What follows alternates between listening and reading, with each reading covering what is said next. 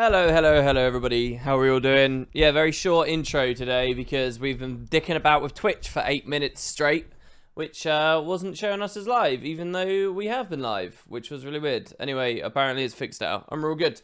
And so yeah, we're gonna jump in. We got all to do. We're gonna be going to that hideous part of the series that is now fast approaching, where we have to get 2 gifts of battle in a row, which apparently, no matter how much we speed up, is gonna take 6 hours each, minimum 6 hours each. So that's going to be 6 streams straight of World versus World, potentially. Even more than that, more likely, because of these little bits we do at the intro and the outro and stuff. Pretty crazy stuff, so we'll see about that. Yeah, we had a little Spud meeting. Don't forget about that, guys. Each week, just before this stream, we all have a chat in Discord. It's a chance to have just a normal human interaction and conversation with me, and, you know, we get together. It's pretty fun. Anyway, I hope everybody's doing good. So I arrived to a message on Twitch today, a personal message from Redarian, who says, "Hey WP, just wanted to let you know that I'm one of your shadow subs. I can very rarely..." Oh, I just made a really weird noise with my throat there. I'm quite tired, guys. I can really, very rarely make the streams, but I sub anyway because I always watch, well, listen to the videos on Twitch after the fact. Usually while I'm playing Guild Wars 2 or whatever. Just wanted to let you know I love the content and keep up the good work. Thank you for that, Redderan. That was really nice. That was a real mood enhancer. Very, very cool. Thank you very, very, very, very much. That's badass. So yeah, we'll just get to it. I have not done as much work today as I wanted to, which is a pretty common theme for me. I've got the elite speculation with boots going up, though. It just needs a little bit more editing. I really want to be rendering it right now, but I didn't get it done in time.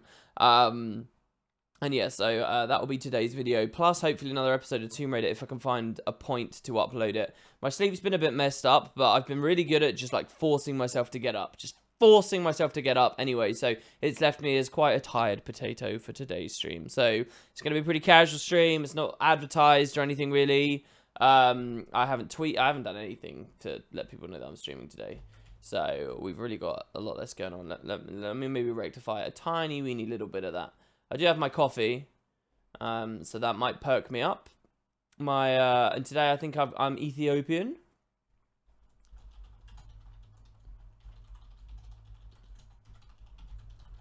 And yeah, as the title goes, I feel like I've been a little witty or a little artistic, a little fun with the name of this stream. We've had so many streams that have been titled "Looking forward to Ore," "We're gonna get to Ore," "We're gonna get to Ore," and today when we're at Ore, instead of calling this the Ore stream, I've called it the Land Below the Sea. Just to, you know, I don't know what I'm trying to express to people there. Probably some vague notion that I will always disappoint you, and I'll always blue ball you to one extent or another. And this is my way of dealing with that for you all. But there we go. So there's a tweet and there's Discord at least. So two of the smaller places that we can advertise the stream, and we'll see how we go. But yeah, so hopefully this should all be good. Let's just get in game, shall we? And let's see what we got going on. Oh my god, I am incredibly laggy. This is really crazy. And I have no idea why. Encoding overload. No. I do not want you to... My PC actually does seem to be locking up a little bit more recently and being a bit shitty recently. I'm not quite sure what to say about it, though, to be honest. I'm not sure what, like, has triggered it to start doing it this way. But I've noticed that my FPS has been a bit low when we're capturing footage. I don't know, just generally not the best things in the world. But yeah, okay, so here we go. Let's stop muting when they're in the background. The ducking should be live. 4 out of 20 legendaries. We're actually a bit closer than you'd expect, considering this cool 20 grand we've got here, plus some precursors that we can maybe shift on the sly. So I think I actually already checked. We don't have many loot boxes going on right now, so I'm gonna deal with those loot boxes. Here's more money that we claimed from yesterday. Another 300 gold on top, so that's pretty cool. Can't believe we got like a grand basically yesterday. That's insane. And we'll just grab these quickly before we get into Ore itself, which I'm quite excited about doing, actually. Of all the areas of map completion, I'm actually quite excited about this. So, it's Anve. Welcome, Anve. Oh, did you know part 3? Oh, so the other one's going to be... Oh, yeah, it's titled as such, right? Did you know part 2 as well? So, who's ready for some more Did You Know? Hopefully this will perk us up a little bit as we start the stream out here today. Let me get to the website. So, did you know, part 2, that the national animal of Scotland is the unicorn? Bollocks, is it? No way. That's not true. Is that true? The national... No. National animal of Scotland. It's the unicorn. What? Why? Why is the national animal of Scotland a unicorn? A fictitious creature may seem an odd choice for a country's national animal. Well, isn't Wales... Is Wales... no, is Britain the dragon? Because of, what's his name? Is it, what, but, I mean, Wales has, obviously, a dragon on its flag, but does that make it its national animal? What constitutes a national animal? Does every country have to specify their national animal before they're declared a state? A fictitious creature may seem an odd choice for a country's national animal, but perhaps not for a country famed for its love for and long history of myth and legend. And the unicorn has been seen a Scottish heraldic symbol since the 12th century, when it was used on an early form of the Scottish coat of arms by William I. Wow. And here's where we learn what they mean specifically by heraldic here. So heraldic is relating to heraldry. So let's just look up herald, basically. Herald is Scots.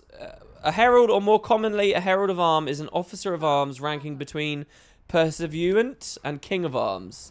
The title is more commonly and more broadly applied to all officers of arms. Heralds were originally messengers sent by monarchs or noblemen to convey messages or proclamations, in this sense being the predecessors of the modern diplomats. In the Hundred-Year War, French heralds challenged King Henry V to fight. During the Battle of Agincourt, the English herald and French herald Montjoy watched the battle together from a nearby hill. Both agreed that the English were the victors, and Montjoy provided King Henry V, who thus earned him the right to name the battle with the name of the nearby castle. And this is all very interesting, guys. Wow, but there you go. But long story short, something Scotland, something unicorns. That's crazy. All right. Next, there is a gas cloud far away that contains enough alcohol to make 400 trillion pints of beer.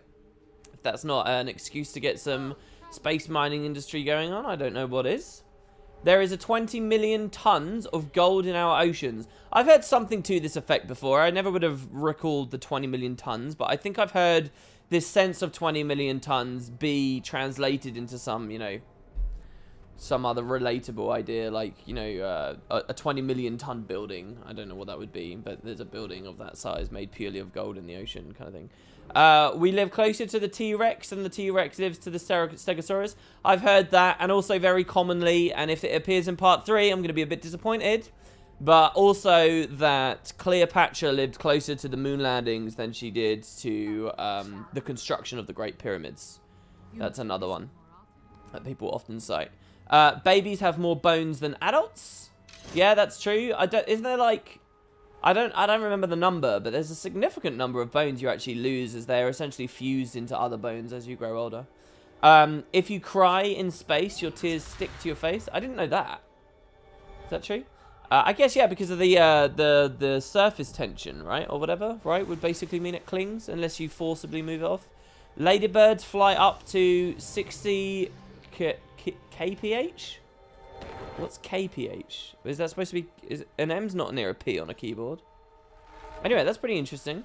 There's also a thing about insects super high up as well, which I always find fascinating. Like, there's a whole world of insects, like, way up. The planet Saturn can float in water. Yeah, I've heard something similar to that. I find that one kind of silly, though, as a bit of trivia. Plus 10 coins, so thank you very much, Anve. And then also... there's a jellyfish that lives forever and has no biological notion of death. Yes, this is the... oh, shit. I used to know the name of that. I used to be so into this stuff. I'm going to be really mad when I see its title here. Oh, no, that is not what I recognize as the immortal jellyfish. Google's telling me it's the Turritopsis dorni. I don't know. But apparently there's something else. I remember something else as the immortal jellyfish. Anyway, yes, I was well aware of that. Google was almost sold for a measly $1 million in 1999. I didn't know that. That's pretty crazy. Apple's third founder sold his 10% stake for $800 in 1976. That's some Walter White level stuff, grey matter stuff there. That's crazy. 58% of teenagers thought that Sherlock Holmes was a living person, according... Bollocks. What demographic? Who is this? What, is this in the States? Maybe if that's in the States, I can understand that, but not in the UK. No way. And maybe not just the States. Maybe just any other country. That's pretty crazy, though. In Osaka, Japan, public phones were turned into aquariums since they were rendered useless. Oh, you're talking about phone boxes. Since they were rendered useless due to cellular networks. That's kind of crazy. As someone who now keeps fish, I do find it kind of interesting to think about how, practically speaking, they were catered to and maintained, and what kind of like circulation they had and what kind of filters they had and stuff. That's kind of interesting. That's really fun as well as an idea, and a very sad idea to think of vandalism. But I never really associate Japan and Korea, especially South Korea, as places that have much like public vandalism or littering and stuff. They seem to have like a real grasp on that shit that a lot of us in the Western world, and certainly other areas of the world, we just don't get. 2% of humans have red hair. There's also a thing about red hair that if you're red-headed... Anyone in chat? We got any gingers in chat? Something to be proud of if you're a ginger. Obviously, you tend to be a subject of ridicule very unfairly and very unfortunately by the world. But something to be proud of if you're ginger. And people, as far as I know, people haven't quite identified why this is true. But it takes about 25% more anesthetic to knock you out than people who don't have red hair. Apparently that's a thing, which is crazy. And really weird. And kind of cool. It makes you seem like a hardy people. There you go. In Kentucky, 50% of first-time newlyweds are teenagers. Yeah, I kind of have... here's one of my terrible prejudices, and I'll openly admit to it. I tend to think of people from southern states as, like, very much falling into the trappings of getting married when they're way too young to get married, blah, blah, blah, blah, blah. I tend to think of it. So that doesn't actually surprise me very much. There you go. There you go. Oh yeah, redheads can be stunners, absolute stunners. I tend to think adolescent redheads struggle to be attractive though. I think that they have a harder time than most people. But Christ, yeah. You don't need me to tell you that. Some of the most beautiful people on the planet. You know, people will fake being a redhead as well. You can't fake, like, a certain kind of pale skin and, like... I find freckles very, very, very attractive. And so, like, I'm a bit of a... I fall into that a little bit. Anyway. So that was in total 19 coins from Anve. So thank you very much for this. And also an inquest badge. Symbol of the inquest. Which I'm sure isn't worth that much. Let's check, shall we, though? Nice gear. This is nice. I like this. I like these loot boxes. You're giving so much. You're not just donating, but you're giving us entertainment at the same time. 5 gold. Well, that's kind of cool. So I'll just count that as another 5 coins. So 19 plus 5 is 24 coins. You are officially the first person to have donated an equivalent of. That's a very odd number of coins. Thank you. And I'll actually sell that over there. It probably won't ever finish, but there we go. We're looking a little bit full up right now, aren't we? Aren't we, chaps? Maybe I should deposit... Open this crap and salvage this stuff down. I don't know how keen I am on salvaging, to be perfectly honest with you. Did we just have an overlay? Yeah, like I said, people just join in this chill stream. I'm pretty tired today, so don't expect any crazy rants. I already mentioned yesterday I'm a bit burnt out on like heavy discussion as well. So keep the loot boxes incoming with random real world trivia and funsies, things like that. I finished Stephen Fry's third bibliography, I think, as he was called it, right? Yesterday. I was a little bit disappointed in the end because essentially it was really shaping up to be something very, very, very interesting. And it's not that I fundamentally disagreed with any of his perspectives or anything that was in it. And it was fascinating to see a life that's so different to mine. But it really felt like at some point halfway through, he was just content to stop writing about his life and just essentially just like give us his diary entries from the early 90s. and comment on them a little bit. And then I expected there was going to be so much more. But then once those diary entries ended, which is like 4 hours of listening if you're doing the audiobook version, then it just suddenly ended. And I was very disappointed in that. Not that it was a terrible, product, but I was just disappointed that it took the turn that it did. And then, and now I'm listening to David Mitchell's. David Mitchell's a bit of an icon of mine. I relate to David Mitchell in so many different ways. And I think the guy's a genius. So anyway, yeah, I'm one of those guys. I sort of feel like I'm only one step above, but hardly a step above, women that buy hideous celebrity gossip rags. But I'm getting in, because it's almost a form of literature instead. I mean, it's all literature, I guess. But, oh, the Chain Witch sword's available. Dude, this hasn't been available. They're really pushing the gem store something fierce right now. Holy shit. They're really trying to turn around their quarterly earnings, eh? Oh my god. Guys, mounts are so a thing. I'm telling you now, mounts are a real thing. There's no way. I mean, mounts are going to save this game's financial future, basically. I mean, they have to. It's crazy the way that how cavalier they've been treating the gem store recently. And I think it's because they're just comfortable with the future. 25 amalgamated gemstones from Schmups von Schnuff. Please put it towards the Flameseeker Prophecy. Sorry, I already put you on Meteorologicus. I really apologise. Anyway, look, we weren't supposed to be spending too long here anyway today. I'm sorry about this flashing of the utility skills. Is that triggering anyone's OCD? If it is, I'm glad.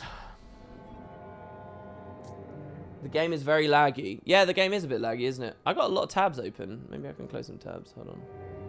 I mean, it shouldn't be too bad. We can also lower the settings, I guess. I'm at 60 frames. Well, on this loading screen. We'll see what it looks like when we get in game.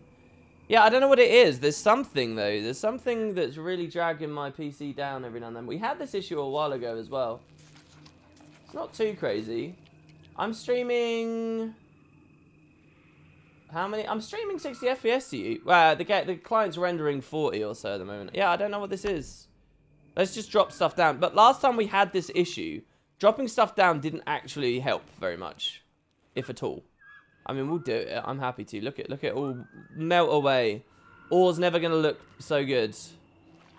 40, we're still, we're barely capturing any frames, even though we're killing a lot of stuff. And I don't know what that is. I really don't. I just need to be very cautious about not convincing myself I need a fucking new PC. That'd be so stupid of me if I did that. Look, we literally turned everything off, and I don't think it affected our frames. It's something else that's going on. Let me close down Chrome completely. I very rarely stream without Chrome on at all. I'm not sure what else. I don't have any other services running. There you go, guys. You're just going to have to deal with 40 frames. I'm so sorry. Privileged bastards. It's not your PC. The game was lagging so much today for so many people, and I got disconnected several times. Really? Interesting. Oh, no, you're talking about network lag. I think we're talking about FPS lag.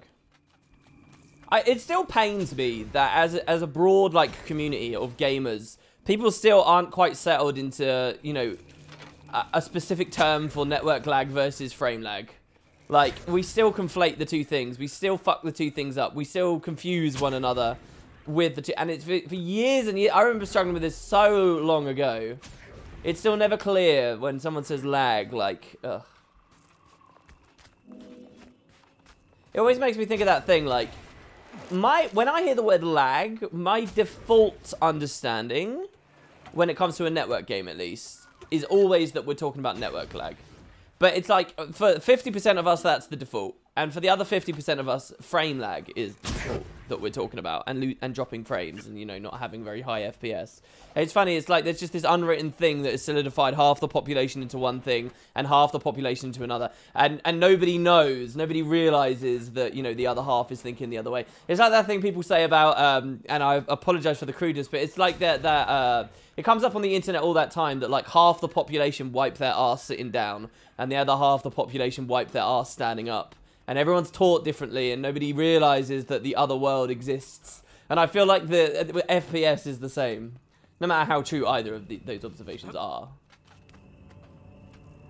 You have the same issue? The thing that helped you was boosting the fans and some overclocking software?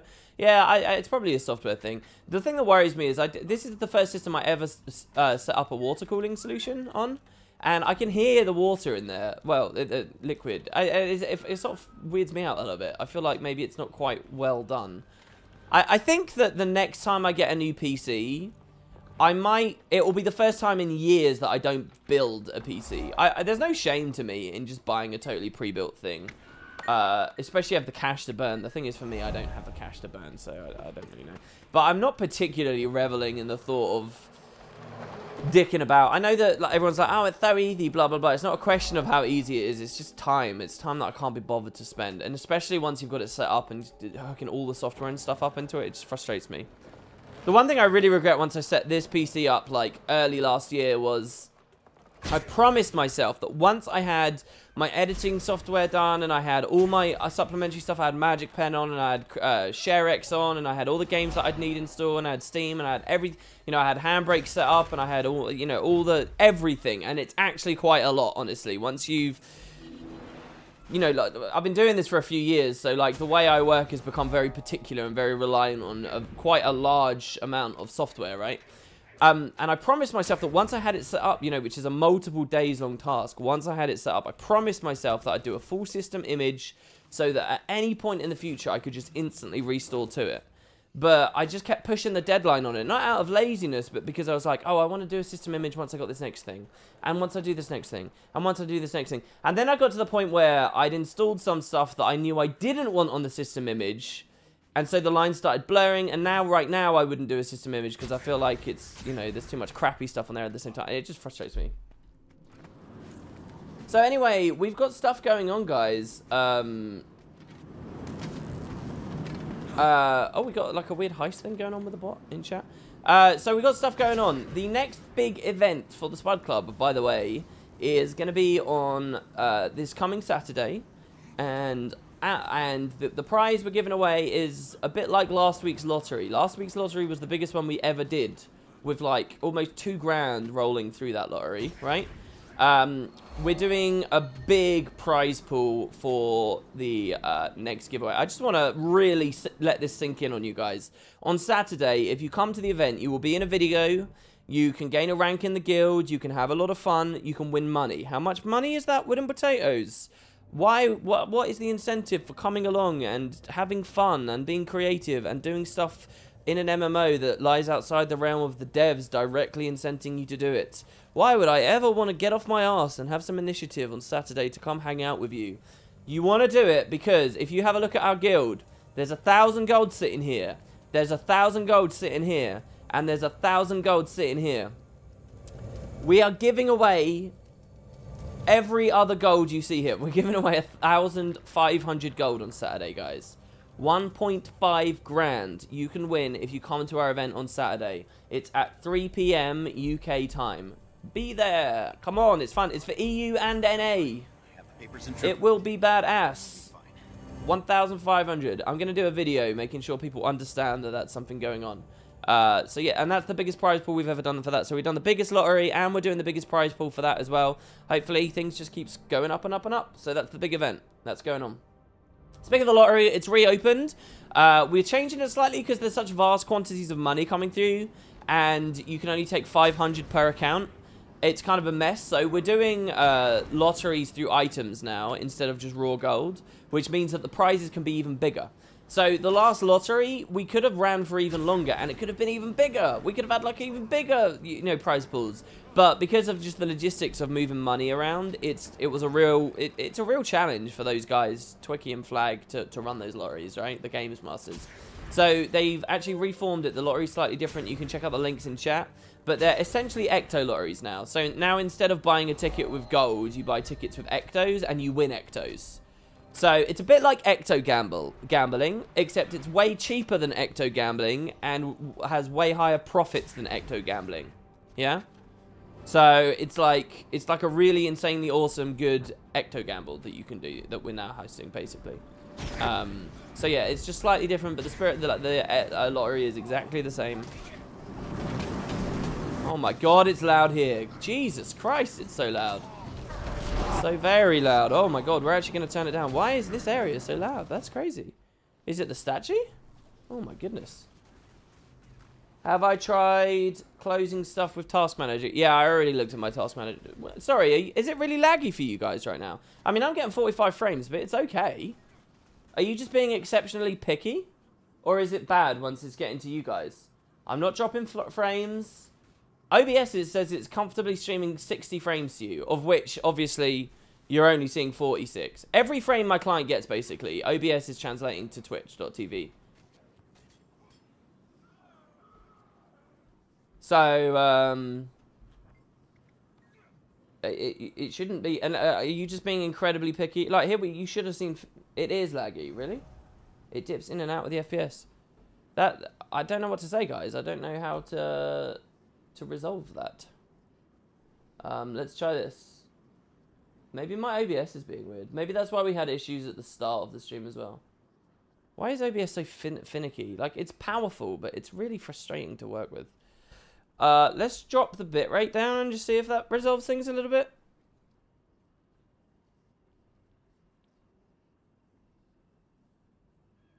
Hopefully that will resolve things for you guys a bit. You've been noticing what you'd classify as under 30. Periodically laggy. Fine for you as the audio's unphased. Yeah, I'm sorry, guys. Yeah. Streaming in so many ways I kind of hate. I really hate streaming. Like, I hate that if there's a slight technical issue, it drags the whole thing down. And that it... You know, now it's... You know, some people are just listening. They're just all tabbed. And they really don't give a shit if there's slightly low frames, and now they have to listen to me like tech support in it and stuff. I would cringe at my videos containing stuff like that these days. I really would. In fact, I don't think they've ever contained stuff, you know, like that. It really frustrates me, and it always makes my heart sink a little bit as well. I sometimes get comments where people are like, "Oh, WP, I'm really glad you did this video, or I'm really glad you did this because I know you talked about it on a stream, but I really don't like streams. They're so disjointed." And like, and I try so hard to make my streams not disjointed, and I try to be so focused, and I try so hard to, like, I don't know, have some coherent discussion going on. And my heart sinks every time I see someone's like, "Yeah, I tried watching your stream, but streams just aren't for me. They're too disjointed." And like, at some point, it's probably futile me trying to fight that, because that's what this format is. But it's just so annoying. Really frustrates me. Full starts, all that kind of stuff. Even the fact I'm whining about it right now frustrates me. There's just something about this website that just doesn't sit with me. And I get it. It's kind of like, you know, modern radio, if anything. Ah, he dodged the steal. Does that mean that improvisation won't proc if they dodge the steal?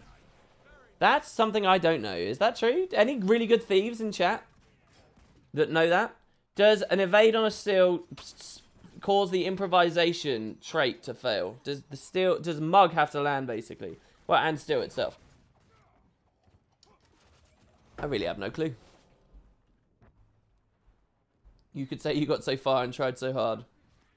Welcome to the streaming world. Well, I mean, I've been doing it for whatever a year now. I don't think you can say welcome. But yeah. It's just sort of lower in that bar. Like, I mean, I'm a very judgmental man, to be honest. A lot of streams I watch, I'm like, this is not entertaining enough for me. But you know, it's different, because there's people out there who will stream for, you know, 9 hours a day, and I'm sure if I was doing 9 hours a day, I'd get very quiet in the end too. The luxury of a face cam kind of like accommodates for that to an extent as well. Personally love watching the streams, and you wish you wouldn't be so scared to cover topics you may have covered on streams, as it gives you a chance to think it out and then deliver it in a constructed way. More people will watch on the streams too. That's really nice of you. I would disagree that the streams really offer me much clarity on the things that are swirling around in my head, kind of thing. Like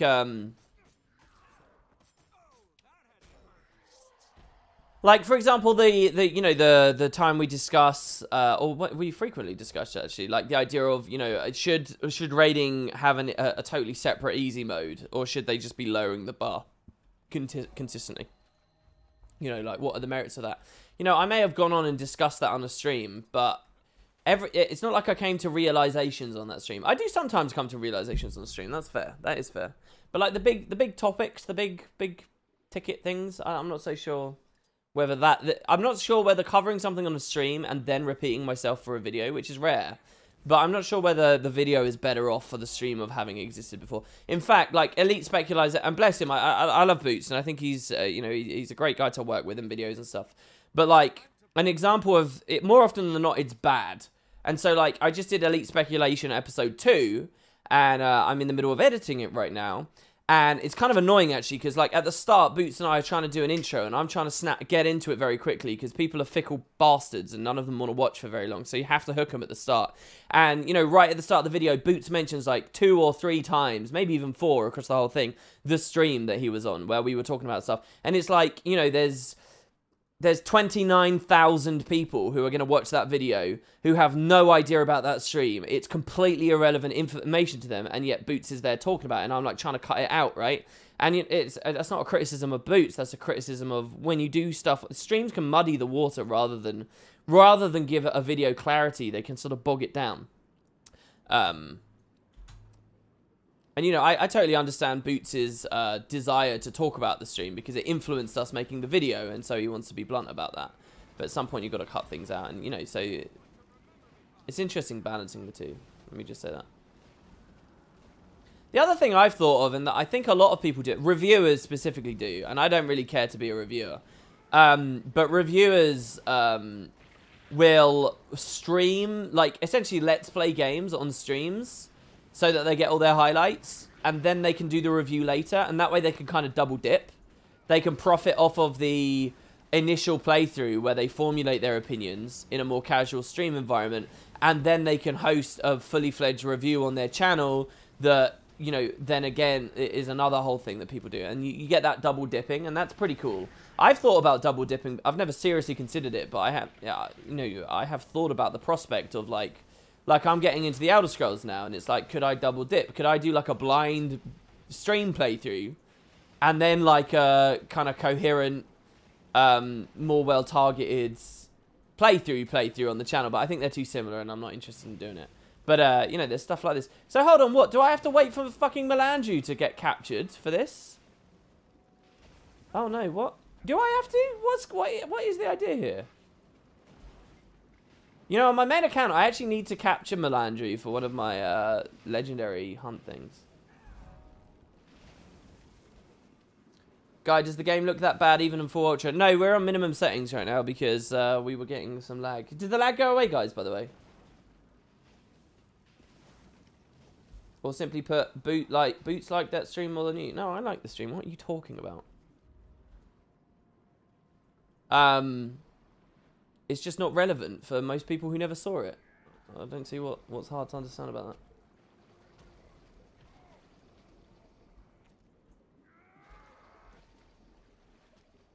And besides, no matter what you think of this game, this is 2012. A lot of the new content was, you know, it looks very different. It's very different, even at low settings.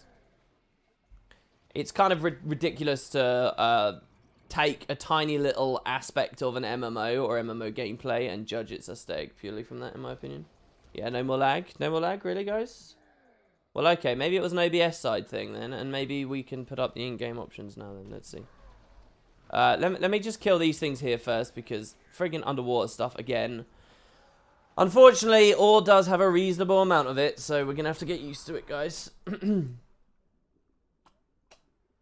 Sorry, you wanted to test it a few times. Improv needs to proc on a target. Oh, so you can't. So dodging that. I mean, that really goes to show, right?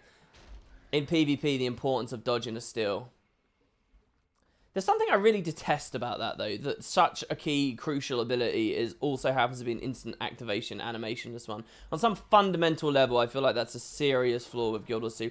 Even though watching Thief v Thief gameplay and experiencing Thief v Thief gameplay, or you know, just anything X versus Thief, even though like that's fun to watch, and the mind games that can be played around it and baiting the dodges and stuff, like, but that can be true of any crucial ability. I think I think that just even understanding and even appreciating that, I feel like there's a real problem when Guild Wars 2 is in that place, that such an important skill doesn't have an animation, a discernible wind up,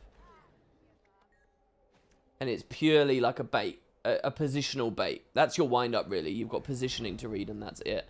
And while it can be played around, and it can be baited, and it can be mitigated, I mean, quite evidently so if you look at any good player, I think it's just a little bit too off the deep end.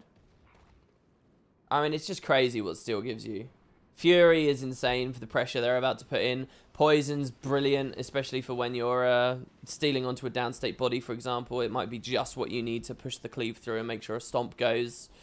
The might and swiftness you can take or leave, especially on a Daredevil that's going to have permanent swiftness anyway these days. But, I mean, that's allied. Ripping a bit... and when we talk about trading it as well, ripping boons, first of all, is crazy OP. Well, not OP, but ripping boons is strong.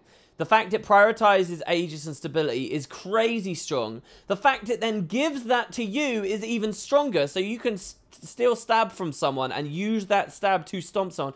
The fact that it doesn't just give it to you, but all your allies around you as well is even more ridiculous.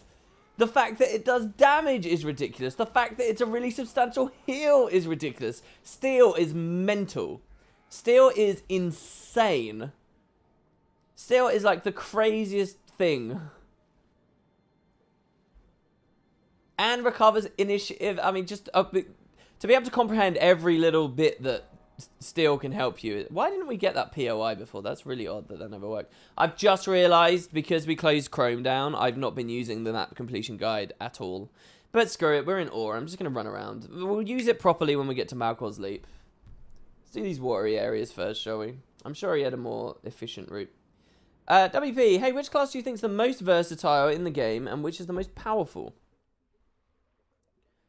The versatile question is a good question. Powerful is a ridiculous question, I'm afraid to say, and I don't mean to make you feel small or anything, but, like, what does powerful mean? What, highest DPS in the most fringe niche case, perfect execution scenarios, most, you know, frequently high FPS because it's got some modicum of quality of life?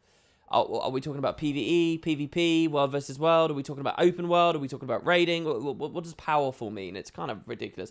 Versatile is a good question, though. What's the most versatile class? What class can experience the most different facets of Guild Wars 2 gameplay? Across all 3 game modes? I think it has to be...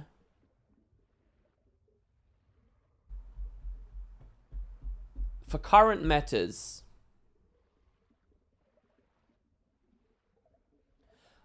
I think, honestly, it might be Ranger. Is it Ranger? Ranger has convincing power playstyles, convincing Condi playstyles, convincing healing playstyles. It doesn't really get a sense of being a tank in a raid. Maybe Mesmer, but Mesmer really suffers with, like, the heal support angle. I mean, it's incredibly supportive, obviously, but, like, it doesn't get the heal support. There's no one who's really doing all 3 at the moment. Like, if we boil this down to raiding, which is already folly, but if we boil this down to raiding, there is no one class that will be able to tank some encounters and heal some encounters if they choose, or play an offensive thing if they so choose. Not with only one elite specialization under the belt. So there is no, like, but I don't know. Ranger maybe gets to enjoy a big variety across all 3 game types. I mean, Rev would definitely be the winner of this if it was just tuned a little differently, to be honest with you. I mean, unquestionably Rev. 5th time's the charm.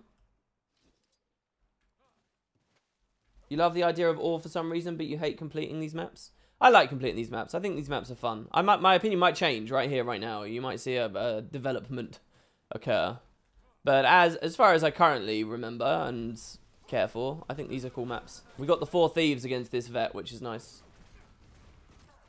I love the look at this. This is cool, man. This is very cool. There's something about tons of numbers that I just, as a hangover probably from my enthusiasm in certain Guild Wars 1 farms, that I still very much to this day enjoy. All right, let's put the graphics back up, shall we? I'm not going to anti-alias it, and I'm not going to post-process it. Fine, I'll post-process it. We'll wash out the skyboxes in favor of some... I'm not going to super sample either. There's no point in that. Doesn't even do anything, really. We're not going to get the full effect, the full blast of this, till we load in and out of a map, but hey. We're not going to light adapt either. Oh, look, that has. Look at that. That's lagged us out. Something rotten. Is that really? What is going on with my PC then? I'm sorry, guys. We're not going to do that. I'm terribly sorry. I'm not going to subsample. That's very, very, very, very curious. Oh, we got up to 50 there. I don't know what to say about that. I'm sorry, guys. My PC is just being a shithead today, perhaps. Something like that. Might have something to do with my hard drive. I know that sounds weird, but it's writing to a drive that might be nearing capacity right now or something. I don't know. Maybe that's causing OBS to hiccup, which is chaining its way all the way back along or something. I don't know. I'm not very good IT wise anymore. My old training, despite the fact I'm still fully qualified in various areas of British IT. Wow, did that really fire into the sky there? It's really funny to me that I've got some pretty nice qualifications, IT related qualifications,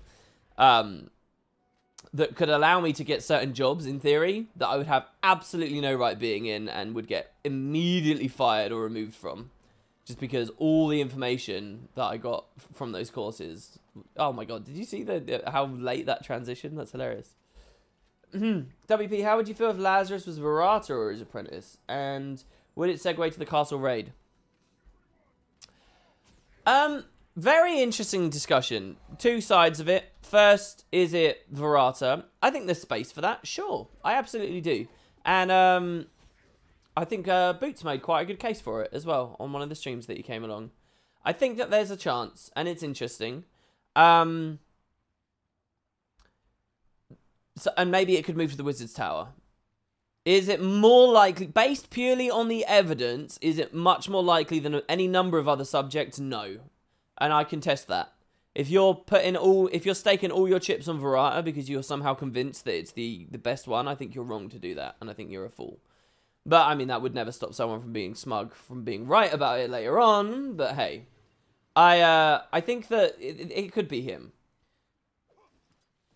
As to the raiding side of it, I don't think that... I think if Lazarus was Verata, I don't think you'd see the Wizard's Castle as a raid any longer, because that's core story, and I think that the devs have to be really careful about core... Like, there is a subset of people who will find any reason they can to whinge about raiding. Any reason. They'll pretend to have loved the Saul story. They'll pretend to have been a lot more invested in all kinds of things than they really were. And they'll profess that something is, you know, somehow it more core story than it actually is. And there's a very kind of dirty side of the community that will do that. And I think that those people, and that, which is a considerable portion perhaps, would take great joy in slamming ArenaNet for doing a Wizard's Tower raid. And especially so if Verata was Lazarus, because that's way too core story. That is way.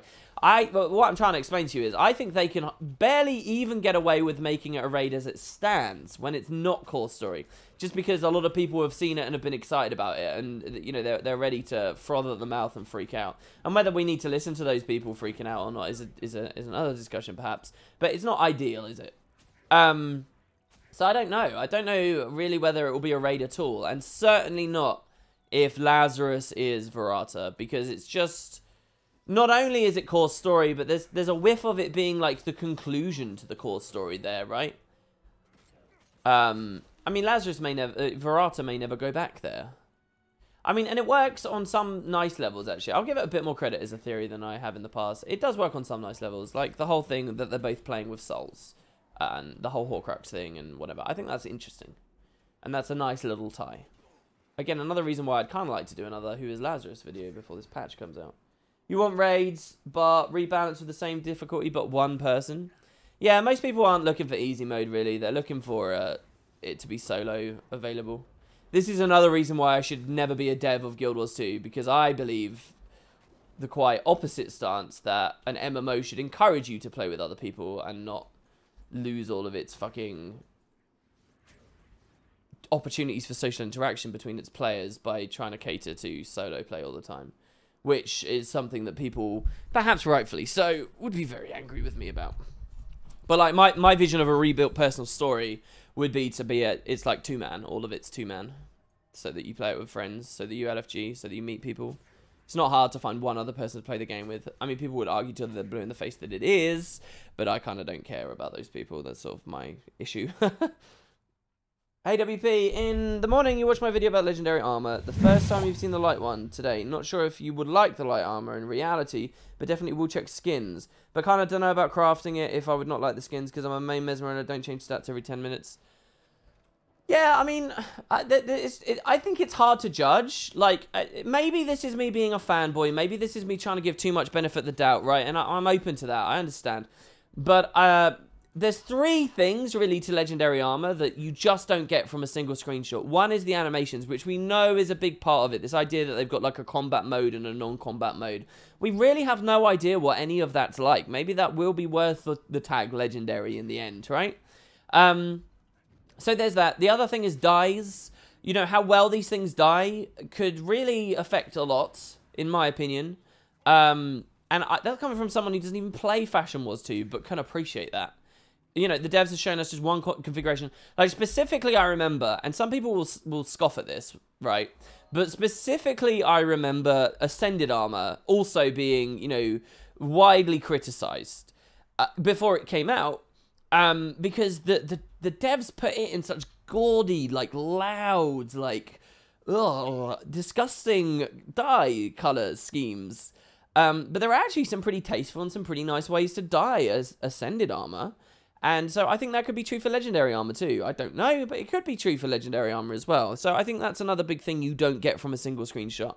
And last but not least, actually is something I didn't even mention in the video, but it is the concept of mixing and matching.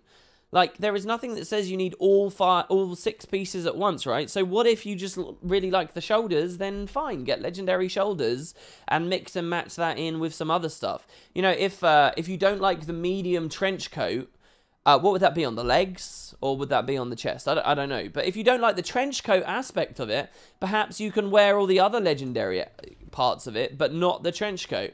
Now, that becomes a bit murky territory when you also care a lot about the fashion of it and the stat swapping, and now there's one piece. But there's always transmuting. There's always transmuting. You can technically be wearing a full set of legendary armor, but, you know, only 5 pieces are skinned as legendary armor, and the last one's skinned differently. So I think that, like... And I think the funny thing is, about all this hate, is, like... Those 4 facts, the people who understand those 4 facts better than anyone else are the Fashion Wars 2 players. So, it's like, you can't have your cake and eat it too. You can't bitch that you play this game for fashion, and whinge about a single screenshot without also appreciating those 4 facts, which frankly do amount to a lot. And so, yeah, I don't really have much respect for people who are just bitching about how it looks so baselessly right now. You're welcome to bitch, but bitch once it's actually in the game. I think, and that's why I mentioned in the video, like, I think it's really kind of stupid that the devs even did that blog post. I really do. Like, just put it in the game as a surprise for people. Even if it's spoiled as a surprise, it's so much better than doing it early. I think even the videos, doing those early was a bad idea, as evidenced by the amount of dislikes that are on it, and the fact that the devs have now made it unlisted to try and, like, brush it under the table, so to speak. Because it's an unlisted video now, the warrior thing. I had to find it to do my video. Because obviously it was so important, but the devs don't want random people browsing the Guild Wars 2 YouTube channel to see it, because it had a negative reception. It had like something like 1/3 dislikes on it. Nothing monumentally terrible. Oh, we've been really lucky with our thieves. Oh man, come on. He's applying slow. Did they interrupt my second Thieves Guild? No, they didn't. Alright, well that's fine. Let's kill the Acolyte here. Ugh, this is brutal. So many stuns. It's funny as well, because he's not got a break bar or anything. Maybe it was this Acolyte that was doing it. So yeah, I mean, and it's hard for me, because when I have like a bit of contempt for stuff that people are saying, obviously I don't want to offend those people, so I've got to be nice about the way I talk about it. But yeah, I think it's really silly to judge it so early.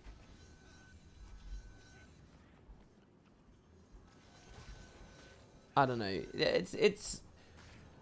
I think I'm a lot more forgiving than other people, and I don't know what it is. I think it's like some perspective of like length of time or something that I've got a bit differently. Like, I've been playing Guild Wars 2 for 5 years, and I don't care too much about individual patches anymore, because it's like that story of the Zen Master that Philip Seymour Hoffman tells in Charlie Wilson's War, right? It's that story of, I'll tell it again. People have heard me tell this before. I'm going to do it again. This is the other thing I hate about streaming. Repeating myself. Why? Oh, it's the Lyssa statue. That's what this is. They've not been making this easy for us, hey? But so there's this story of the Zen Master, right? Where you got a village, a very tribal, very like, you know, ill-developed village out in, you know, whatever impoverished or, you know, poorly developed country you care to cite for yourself, right? And so in the village, there's all these little town kids. And one day, a little boy, it's like, there's a little boy's birthday. And so the boy's very excited. And he goes to the Zen Master and he says, oh, isn't this going to be great? This is going to be the best day ever. I can't wait. Finally, it's going to be my birthday. I'm going to get all these great presents. And the Zen Master says, oh, yeah, that's very interesting. Well, we shall see. And the little boy's like, yeah, well, whatever. And so his birthday comes around. And he gets a bike for his birthday. I think it's a bike in the story. The specifics don't really matter too much. But he gets a bike. And he goes to the Zen Master enthusiastically says, look at this, I got a bike, it's really, really great. See, I told you that my birthday was going to be amazing. And the Zen Master simply responds and says, well, we shall see. And a few months later, the little boy's riding his bike and unfortunately breaks his ankle. And it's really, really bad. And they don't really have an easy way to reset it. They can't put a cast on it. He's going to be laid up for ages and ages and ages. And this ruins the little boy's childhood. And he goes to the Zen Master, he says, I guess you're right. That bike did bring me nothing but bad luck in the end. I broke my ankle. And the Zen Master responds again, and he says, well, we shall see. Later on, the country of this village is roped into a devastating and regrettable war with a neighboring country. And so all the boys in the village are brought in on the draft, except this kid, because he'd broken his ankle. And so he goes to the Zen Master, and he says, oh, well, I managed to dodge the draft at least. And the Zen Master says, well, we shall see. Anyway, so that's the point of the story. And it just goes on, right? And that's the end of the story. That's it. It's done. We shall see. And what this is supposed to instill in you is, you know, it's just a step on a ladder. It's not the be-all and end-all. Ventari Revenant gets alacrity. It's not, you know, this is not the end of Guild Wars 2. This is not the ultimate patch of patchiness that you can't levy a wholehearted, like, furious, frothing-mouthed criticism at that one patch because it on its own did not fix Ventari. It's one in a line. And it depends on how long you've been playing the game and how long you envision yourself continuing to play the game. But as someone who's played this game for 5 years and doesn't, unless the next expansion's crap, doesn't see themselves stopping anytime soon, I don't care that much if this batch of legendary armor doesn't completely appeal to my sensibilities visually. Because, well, we shall see. There'll be another patch. There's going to be another set at some point. Don't get your panties in a twist. Chill out. But, you know, like, that's my perspective now as what I'm quite arrogantly and hilariously intimating here. That's my perspective as the Zen Master. Oh my god, we got Double Thieves again. Not everyone is the Zen Master, guys, right? Some of you are only, you know, that you view these patches as the be-all and end-all, and I just really don't. And so, like, it means I'm a little bit more relaxed, I think, quite often with various aspects of the game. And, you know, I'll criticize what I genuinely think's bad, but is it the end of the world? I don't think so. And it's not even about people thinking it's the end of the world. It's just people being, you know, I'm just so far further left of the spectrum here. Or, you know, if on the right you're really, really, really pissed off. You know, I'm generally a lot calmer about it. But do you really expect any? Oh, why did you type any like that, Smitsky? Yeah, of course I do. Of course the next expansion will have more legendary armor. Of course it will. Take it from me, there will be more legendary armor coming into the game. Take it from me, World vs. World will eventually get their legendary backpack. And that's not to say I'm not cynical. Christ, anyone who watches me should understand that I'm cynical. But I think I'm cynical in deserved places. There's obviously going to be more legendary armor. It's just, you know, more time than you may be willing to wait, which you're absolutely welcome to feel upset by. Don't let me take that away from you, because I sure as shit shouldn't.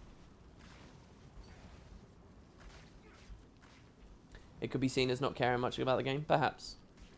You know, there's also channeling your upset into something positive as well. Instead of just saying, lol, it looks bad, ArenaNet suck. Like, that doesn't really contribute anywhere. If instead saying, look, I'm really disappointed that this first medium set has a trench coat, because let's be honest, we've had so many. I'm really disappointed that they've done a trench coat here. You know, that's a bit more constructive. And that's actually something I said on my video. You constantly see new player posts on Reddit? Oh, absolutely. Absolutely you do.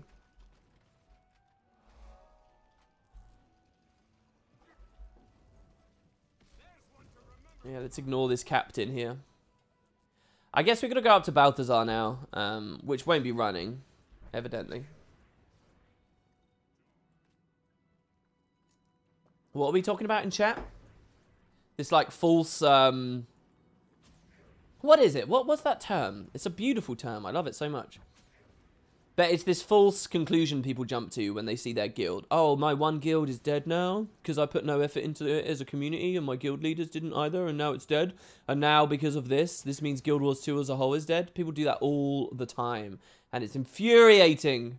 It's so annoying. For every guild that dies, there's often another one that's come to stand up. The Spud Club never existed in 2012. It's clutching at straws. To say Guild Wars 2 is dying because you were once upon a time a part of a guild that died is not, you know, it's so, ugh. Silly, silly, silly. I almost expected that to reset my Thieves Guild there. Didn't we get like 3 or 4 in a row? It was crazy. Do you expect new armors to be obtained with Raids 2? That's a good question. I don't know. I don't think they should, though. Well, here's in all honesty, here's what I think the game should have done. And it's something that I sort of danced around in my review, but never had the guts to say. Like, I didn't put my dick on the table with it, and I should have. Maybe.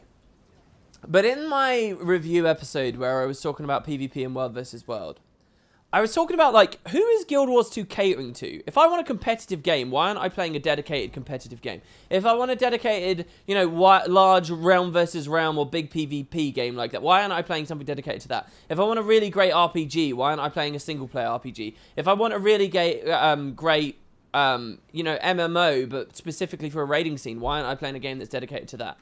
Why are the devs making a game that caters to all of these at once? And the only conclusion I can come to, like really the only conclusion I can come to, is that they want to reach out to the people who, it's not some like weird question of, oh, they're trying to, you know, people do it because they view Guild Wars 2 as value for money or something, because they get 3 games in one, or 4 games in one, or 5 games in one. It's not that, really. It's that they're catering to the people who like all of them, aren't they? Right? And so, like, when you, and I ended my review on that thought, but, like, if you take that, and if you really analyze that, if you think about that, surely that means then that they... And surely this means they should be encouraging as much flipping between the game types as possible. You know, you guys know me. I always thought that the new Gift of Battle, as much pain as we're about to go through it on these streams, I thought the change to the Gift of Battle was a good one. And I stand by that. And for more or less, it's for these reasons that it encourages people to swap around, right? And so it's so baffling to me then that Guild Wars 2 has spent so many years, erroneously in my opinion, telling people it's okay to have your game type provide everything for you. And I mean, I've said this before, and I really find that such an insidious and damaging thing to Guild Wars 2, that they just threw around there willy-nilly. Like, every time they said to a World vs. Worlder, oh, you can go from level 0 to level 80 in World vs. World, I think was a mistake. And every time that they ever said, oh, yeah, you don't have to go to the jungle, here's your heroic notaries and stuff, I think was a mistake. Now, there's going to be a lot of World vs. Worlders get very red-faced to hear me say that. But, like, really zooming out of Guild Wars 2 from a broad perspective, I don't think it is a game that should have ever told World vs. Worlders that's okay, or told PvPers that it's okay to stick in there forever, or to give a dedicated Fractals backpack, or to give... I think all these rewards should be encouraging you to mix around, just as the original Legendary Weapons did. So it's kind of weird to me then as well that, like, this the legendary armor you get from encourages you to raid and do Heart of Thorns open world maps, but doesn't tell you to PvP and doesn't tell you to world versus world. Maybe it should tell you to PvP. Maybe it should tell you to world versus world and fractals and raid and do open world stuff. Look, it's legendary. Maybe that's the point. It's for the people who do fucking everything. And maybe that's the magic of Guild Wars 2, to do everything. And then at least we'd be in a nice situation of knowing for sure that the next batch of legendary armor is also going to require you to do everything. Like, maybe that's the road they should have gone down, but they're not going down that road. So it's weird now to look at it. Maybe, yeah, maybe the next legendary armor set, like, there's a real identity crisis. And this is something we've gone into time and time and time again. There's an identity crisis with this game of what players can expect from the devs and what should be okay and what they should be catering to. Because what is the point of treating these as 3 separate games? What's the point? You're just going to be, you know, pushed into by the other areas of balance. It's just weird to me. It's weird. I don't claim to have the answers, but it's a very, very fun thing to think about, right? Please don't take this as me, you know, saying that we should be in one world or the other. Because I understand why we're now in this confusing world. Maybe it's a lack of good vision. Maybe that was always inevitable when you take a company of about 80 people and turn it into a company of 300. Maybe there's going to be, you know, some loss of unifying vision along the way there. I don't know. Like Guild Wars 1, for all of its faults with this, right? It had a very clear sense of, right, you start in PvE, then you move into PvP, and the idea is that that's the progression. Guild Wars 2 sort of had, at some points in its DNA, that idea of, okay, like, PvE is where everyone's going to start, and then we're going to coax them into world versus world, and then we're going to coax them into PvP, which is where it all ends. It had, like, that in some vague sense, but, you know, it was never that pushy with that philosophy. Because who were they to be pushy? If you enjoy PvE, why are they going to turn you away, right? Here's a key. Bit poo. Ectoplasm. Oh my god, guys, I started this stream so sleepy, and now I'm just coffee-fueled and rambling incoherently about nonsense. Let's go back to the rally waypoint. Hit the new map. Open the 2 loot boxes. Oh, I'm a little bit scared, because that's going to require me reopening Chrome. Are you guys still, like, laggy a bit? Hopefully not. That's what you always got the feeling with Legendaries? That's certainly the feeling I got. I thought it was for the, like... And again, this is not an elitist thing, right? Because this is pre-launch before I even knew if I was a person who could get one, right? This isn't because I was lauding some accomplishment over everyone else and I wanted it to be exclusionary. No, no, no, no, no. These are pure vacuum impressions that I had about the game when I didn't know what category or what kind of person I was going to be, whether I was going to be long enough in the game to ever go for that stuff or not. But I believed that Legendary, and this was the impression I had, and it was an impression I enjoyed, was that Legendaries were a thing for the absolute elite no-lifers who did everything. That's what I always thought it was. And why is armor not in that category? Why is fractals not? Why were the backpacks not in that category? Why are the why the backpacks now narrowed down to a single game type instead of, you know, both being acquired? Maybe it's because of what they did with the collections, right, and the acquisition process there. Maybe that's what the change was. Maybe that was a change they didn't even realize was happening in front of them, as they attempted to infuse a bit more flavor into these things. No, it isn't laggy. It's just a bit ugly. Well, I think that's okay. All right. Oh god, here we go. So what do we got here? Oh, we actually only have 1 loot box, which is a ton of stuff. Urza, I'm actually gonna leave your loot box then. Thank you very much. And I really do appreciate that you gave us this, but I will document that on the system later so that we don't have to risk crashing the stream or something horrendous happening when I open about 20 tabs because I'm a messy, messy man. So hopefully... Oh, actually, you know, I was going to open Chrome anyway. I take it back. I was going to open Chrome anyway because we're going to follow the guide properly here. Please don't autoplay any YouTube tabs. That would be really nice. Thank you. All right. So, I will enter you, Urza. Thank you very much. Urza Spitfire. Hey WP, here are some random mats I don't need anymore, and also some premium World vs. World frontline food. Oh, you want me to keep this, do you? Incoming damage reduced by 20% while stunned, knocked down, or knocked back. Is this like Zerging food? And minus 20% condition duration. Jesus. Yeah, okay, cool. Thank you very much. That's really nice. I hope you aren't one of the better World vs. World servers. I'd feel bad if I had to crush you in the other spots. Yeah, because we'll do this together. My server is Far Shiver Peaks. So is that any good? It's nice to see these are queued. That's cool. Except Desert Borderlands. That absolutely confirms everything everyone said on that review video. That people don't really like the Desert Borderlands, but the other ones will get queued. That's funny. That shows right there. But yeah, we're Far Shiver Peaks. Are we good? Far Shiver Peaks? Do I feel pride over being Far Shiver Peaks? Let me know, EU players. As you guys know, I'm actually an NA person more. So you've given us a ton of T5 here. 750 T5. I'll just put that at 1,000 T5 because you've also got some Deljamore on there. So thank you very much. Thank you. Thank you, Urza. FSP filth, SFP are hacker scum. I've never here while we're on a high horse. Can some people put high horses in chat? Twitch subs put high horses in chat. Here's another thing. While we're at it, while we're judging World versus Worlders in a kind of a loose and offhanded way, here's another thing that always miffed me about World vs. Worlders. How quick you guys are to generalize servers. It's so weird to me. They're all just nerds playing the game. You realize that? Who arbitrarily, most of them picked a point. Especially in the early days, which is where this was a more prominent thing.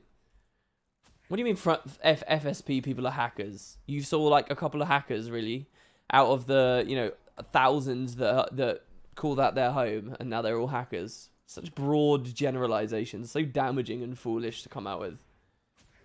There we go. Yeah, high horsing. Of course, I don't fully believe what I just said there, but yeah. I started playing Guild Wars 2 only after Heartthorn's release, where my map I ever seen was the desert map, but you like it? Is your favorite one? I think it's beautiful. I think in many respects it's really lovely. And, you know, the map artist for it is a lovely dev called Terza, and she spoke to me a little bit. She used to watch some of my Final Fantasy X-2 stuff. And for that, I have an incredible amount of respect and adoration for her. To think that a GW2 dev would actually be watching stuff I made that's not even to do with GW2, like I thought it was really wonderful, and she always seemed very nice. I didn't really talk to her that much, but and I know she made that map, and I was feeling really bad thinking about that because the map gets so much criticism, but it's so gorgeous. So she did the environment, right? So not necessarily the gameplay design, not necessarily the layouts or any of that stuff. So you know she's not deserving of anyone's hate really, but did such a bang up incredible job. Such a really, and it's a beautiful map. It's perhaps even more beautiful than some of the core Heart of Thorns ones too. I think that place looks awesome. The Firekeep looks awesome. There's so many places there look amazing. You know, it's a shame because I feel like some of those criticisms unfortunately blend together for some people. They think that it's just globally a bad map, and she and her team and whoever else did like the visuals on that map. Sort of, they never get any credit, even though I feel like they deserve to get a lot, whether I knew them or not.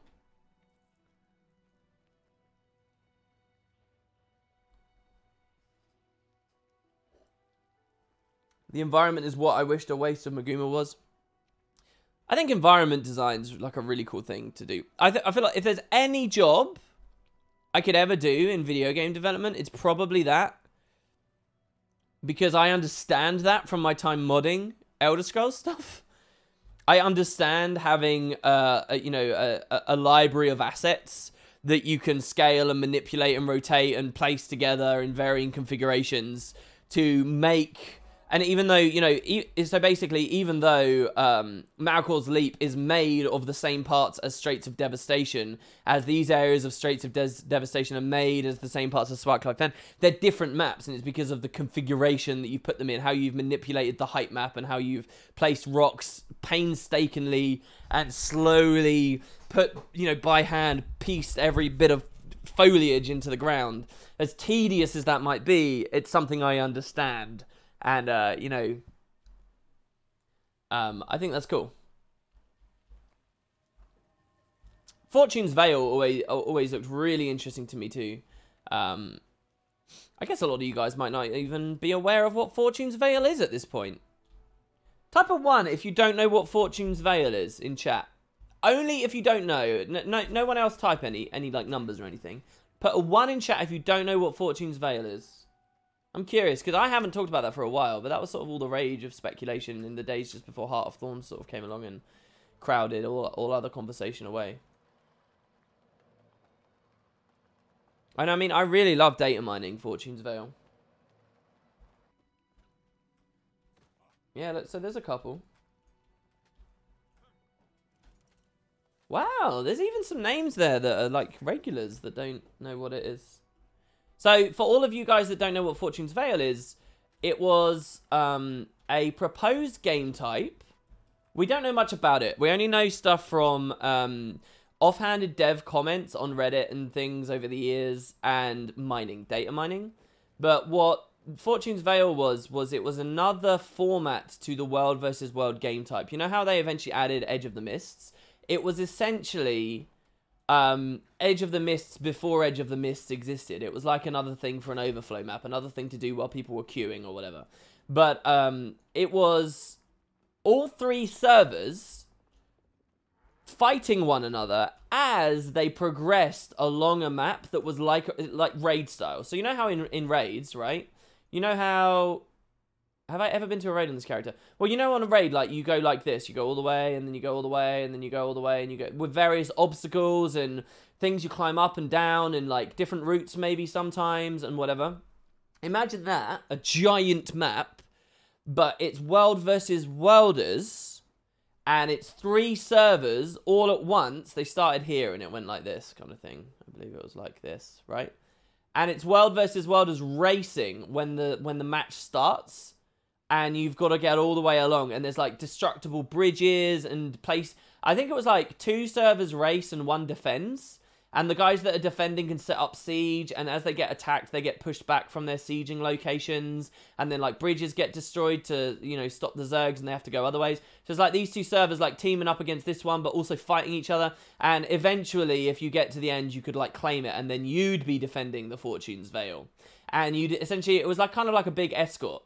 Of NPC escort, where you know this team's escorting this one, this team's escorting this one, and it's just such a wonderful dynamic. There's all these different areas like treehouse, you know, areas that you go through, and like in terms of like environment design, it was like a mix of all the different environments in the game. So there was like a snowy area, and there was like a swampy area, and there was like a deserty area, and there was you know a bandit treehouse place that ended up a lot like the Sabbatha platform in raids eventually.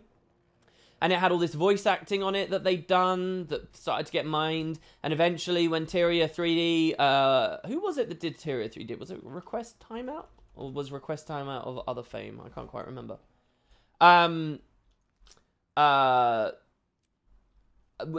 3D came out, basically, there was all this stuff. We could look, and I did a video on it.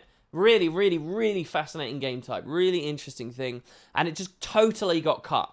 It's one of those things, like, from the days of ArenaNet when they would continuously develop shit and then kill it before it could get in the game. And the result was, like, we never really saw much happening user side. And that was Fortune's Veil. And probably had some very good reasons for not becoming a thing. And certainly, like, the idea of having another game type to support and balance and blah, blah, blah, blah, blah, would not help Guild Wars 2 of today. But nonetheless, it doesn't stop one from fantasizing about it. I think I remember that. Aren't those maps data mined and you unlocked shortcuts as save points? Yeah, there was a lot of really interesting mechanics there. Novel mechanics. Mechanics that have sort of made their way into the game in other forms by now. But nonetheless, I fucked this up. We'll go like this, I guess. In World vs. World, always kind of too much Zerg and auto attack spamming. I don't think you can really sum up World vs. World like that so easily.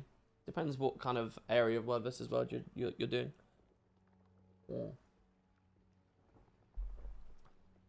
I mean, yeah, AB was cool, guys, but Fortune's Veil was way cooler. Fortune's Veil... Here's a thing that... I could talk so much about World vs. World. Here's a thing that is very unfortunate about World vs. World of these days. The older the game has gotten, and the less clarity the devs have given World vs. World players about what the hell that game type is supposed to be, the more your average World vs. Worlder has stopped caring about the PvPvE and cares more about just the PvP. Most like embedded world versus worlders are now at the point where they don't care much about asymmetry anymore. They don't care, like, and there are a lot of people that still care about Siege and care about PPT and still care about, like, defense and stuff, sure. Even that's a fragment, right? But, like, the raw idea of there being some asymmetry and the idea of there being a mix of PvP in with the PvE is, like, more and more and more abhorred by PvP, World vs. Worlders these days. That's why when Heart of Thorns came out and the devs sort of mistakenly still thought it was a valuable area to go into, you know, they all hated the amount of PvE that was in the Desert Borderlands, and they all, like, you know, detested it and whatever. But ultimately, I still like the idea of the asymmetry. As someone looking at World vs. World from the outside in, I still like some of that, and I still like the idea of there being PvE merged in with it. And I think Fortune's Veil was such a beautiful blend of that, right? Because Fortune's Veil had all these different, presumably would have had, all, no, when we heard the voice acting and things of them, different, like, collection events and stuff going on, and escorts, and, you know, bandits to fight, and ogres to fight, and Chuck to, not Chuck, what were they? What were they, actually? They weren't Chuck, were they? Karka, they were Karka, and Karka to fight, and all that kind of stuff, with other players to fight at the same time. PvPvE, right? That was what World vs. World was in its nature. But that VE at the end is kind of getting cut away in a way, and the older the game gets, and I think that's to World vs. World's detriment personally, but that's as someone who doesn't play it and is looking at the outside in. Because you're a filthy PvE-er, Kappa. I just think that if you're looking at something as wild and ridiculous as World vs. World, and looking at it as a pure balance format, you're asking for trouble, and it's kind of just what you think you want. I think you don't know what you want. That's a real high horse comment right there. But I think it's just such an unwieldy, difficult, ugly thing to ever try and crowbar into some, you know, beast of perfect symmetry. I mean, it's not going to happen. It's just, it's a pipe dream. It's crazy. And I think that you can long for epic, big, open world, large Zerg fights. You can long for a strong meta as those conflict with one another as well. But I don't think the World vs. World will ever shine the more you boil that experience down into that. I just don't. And obviously, the purest people on the end of this pendulum are the GVGers, right? Who forsake everything else just to have big Zergs clash. Which shows that it's got some legs to it, but as a game type in general, as something that will hold people for ages and ages and ages, I just don't know. Yeah, I like it when you guys spam high horses. I probably shouldn't. The PvE aspect would encourage or make PvE players less scared to check out World vs. World, or even encourage them. Yeah, and I think that, you know, to an extent, their whole, like, muddying of the waters and saying, oh, you can go from level 1 to 80 in World vs. World, I think was essentially trying to tap into that at the same time. We saved 20 seconds on our cooldown there. I think it was essentially, like, motivated by what you just said there. I don't know. I just don't know about World vs. World. I really don't.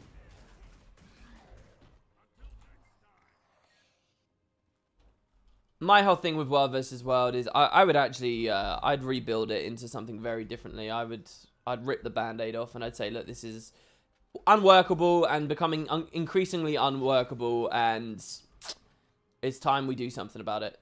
But I mean, it's so icky, World vs. World, because like all this talk that they had about like a big revamp and then it never manifested as anything. So can they even do that anymore?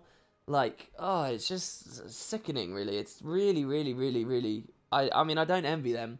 Probably, like, if you can imagine being a dev at ArenaNet, bottom of the pile, worst job to have is probably balance. And then only slightly one rung above, I think, is probably World vs. World. Being a World vs. World dev. Like, I think both of those would be so hard to satisfy people. So hard to do a good job. Takes such incredible amounts of man hours and understanding of your product. Like, just one of the greatest and most thankless challenges you could possibly have rest on your shoulders. What was the best film I've seen recently, WP? Gotta be honest, I've not really seen many films recently. What have I watched recently? I wanted to watch that Season. Someone recommended me Seasons. It was supposed to be like the Blue Planet and you know, various Attenborough shows, but in a movie format essentially. But I never got around to it. I don't know. Sorry, that's a bad thing to ask. As a World vs. World is still super fun. Yeah, and you know what? You're right. That's something to point out as well. Don't let me come in and being a negative Nancy. It's kind of interesting because sometimes people do still say, "Oh, it's still really fun. I still really like it." Like, there's obviously some people that enjoy it, and maybe they shouldn't be ignored. It's just, you know, like, at what point is that population too small? Especially with something like World vs. World, which sort of needs a high population to feel. It's just not anywhere near what I always thought it would be. It's not got the thrill of the RuneScape wilderness. It's not got the... I don't mean, there's a point where too much zerging, you lose all the fun of what it is to zerg. Like, if giant map-wide zergs clashed only once every, like, month or so, if you were a dedicated World vs. Worlder, if the format was somehow encouraging of that so rarely, like, it was a real high point and, like, this insane thing that really got your adrenaline going, then maybe it's okay that the gameplay's boiled down to a horrendous lag fest where you don't really get to see what your own contributions are to the fight very visibly. Maybe it's okay if it happens that rarely that there's still some thrill that you get from it. But when it's 99% of all the content all the fucking time, I think it's broken. I don't know. You're in the camp of quiet, happy majority. Like, just every time, and you know, it's not for lack of trying. I am ranked 600 in World vs. World. I have gone in there.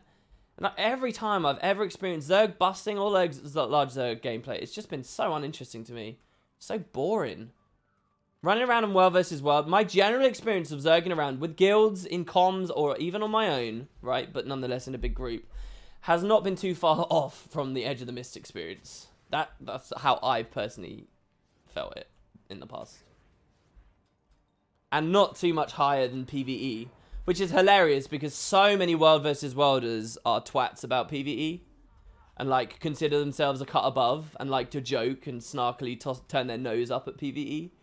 And be like, oh, well, PvEers in my game time. Ha ha ha ha ha. Go back to PvE.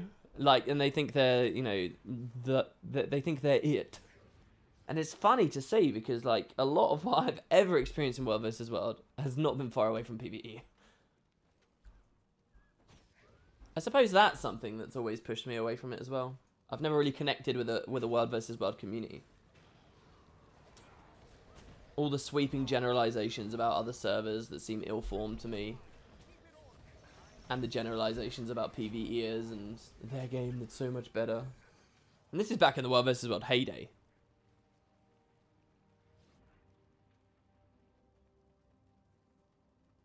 Here to ask two pleb questions. Is this game alive and can you have fun for a long time with it without paying money? I don't know. I'm not the one to ask about the not paying money because I've never really had a good experience of free to play. Wait, do I have an experience of free to play? Didn't we do a free to play challenge series at one point? Zero to Hero wasn't free to play, but didn't we do something free to play based? I was sure we did something free to play based, didn't we? But no, I don't think I have any right to really talk about free to play. I probably have less right to talk about World vs. World, even though I've just been going on and on about it. But yeah, I don't know how restrictive free to play is. I've tried it. I know that I have tried it because I have a pretty acute understanding of the trading post restrictions and stuff. When was it I did free to play? Oh god, this isn't a good sign. The idea of the next raid location? I want a sewer raid, baby. Let's do it. Come at me, people. I'm given all the horrible directions and ideas right now today. Divinity's Reach sewers. Here we go. Waiting for sludge, dark, messy, labyrinthine, ooze enemies, annoying, filled with immobilizes, chills, cripples, enemies that explode when they die that you can't avoid. Just every irritation ever I want in those sewers. And then I want it to end with you exploding out into some like amazing golden room that feels like a breath of fresh air. Alright, no, I don't really know. Have I watched 13 Reasons Why? No, I've never even heard of it. What's that?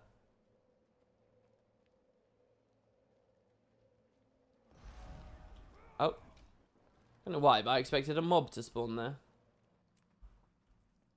So, starting at Lake Doric? Yes, starting at Lake Doric. Exactly. Just like Bloodstone Fen has that portal entrance, Lake Doric has the sewer entrance. let's go.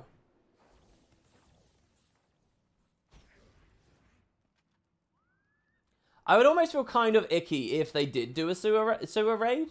Because, obviously, I had that lovely, incredible, like, uplifting, like, cannot express how humbled I am and just thrilled I am. I had that lovely, lovely comment on a dev stream where they basically said, let's make a raid that would make Wood and Potatoes poo himself.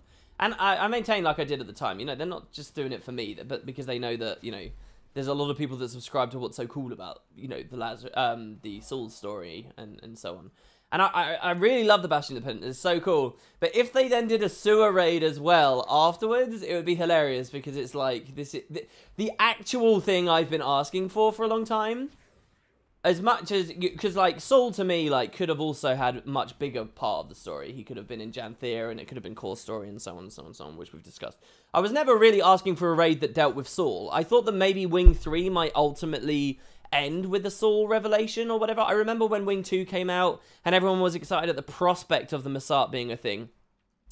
And I remember saying in that video, I say, yeah, that is exciting. What's exciting to me, though, is what that then represents. Because I remember saying, I'm really excited about Saul becoming a part of the story, blah, blah, blah, blah, blah. So, in some respect, I was asking for Saul to come back to the game, but not, like, necessarily in a raid. But what I've genuinely been asking for is a sewer raid. So then if it went Bastion of the Penitent and then a sewer raid immediately after, I think that would be... I think I would be a little bit... I'd have some butterflies in my stomach there. I feel like I'd probably be asking... The community might start lashing at me at that point. A bit like how everyone really crudely and disgustingly and unfairly lashed out at Aurora Peachy when she made that funny video about how she accidentally deposited all materials.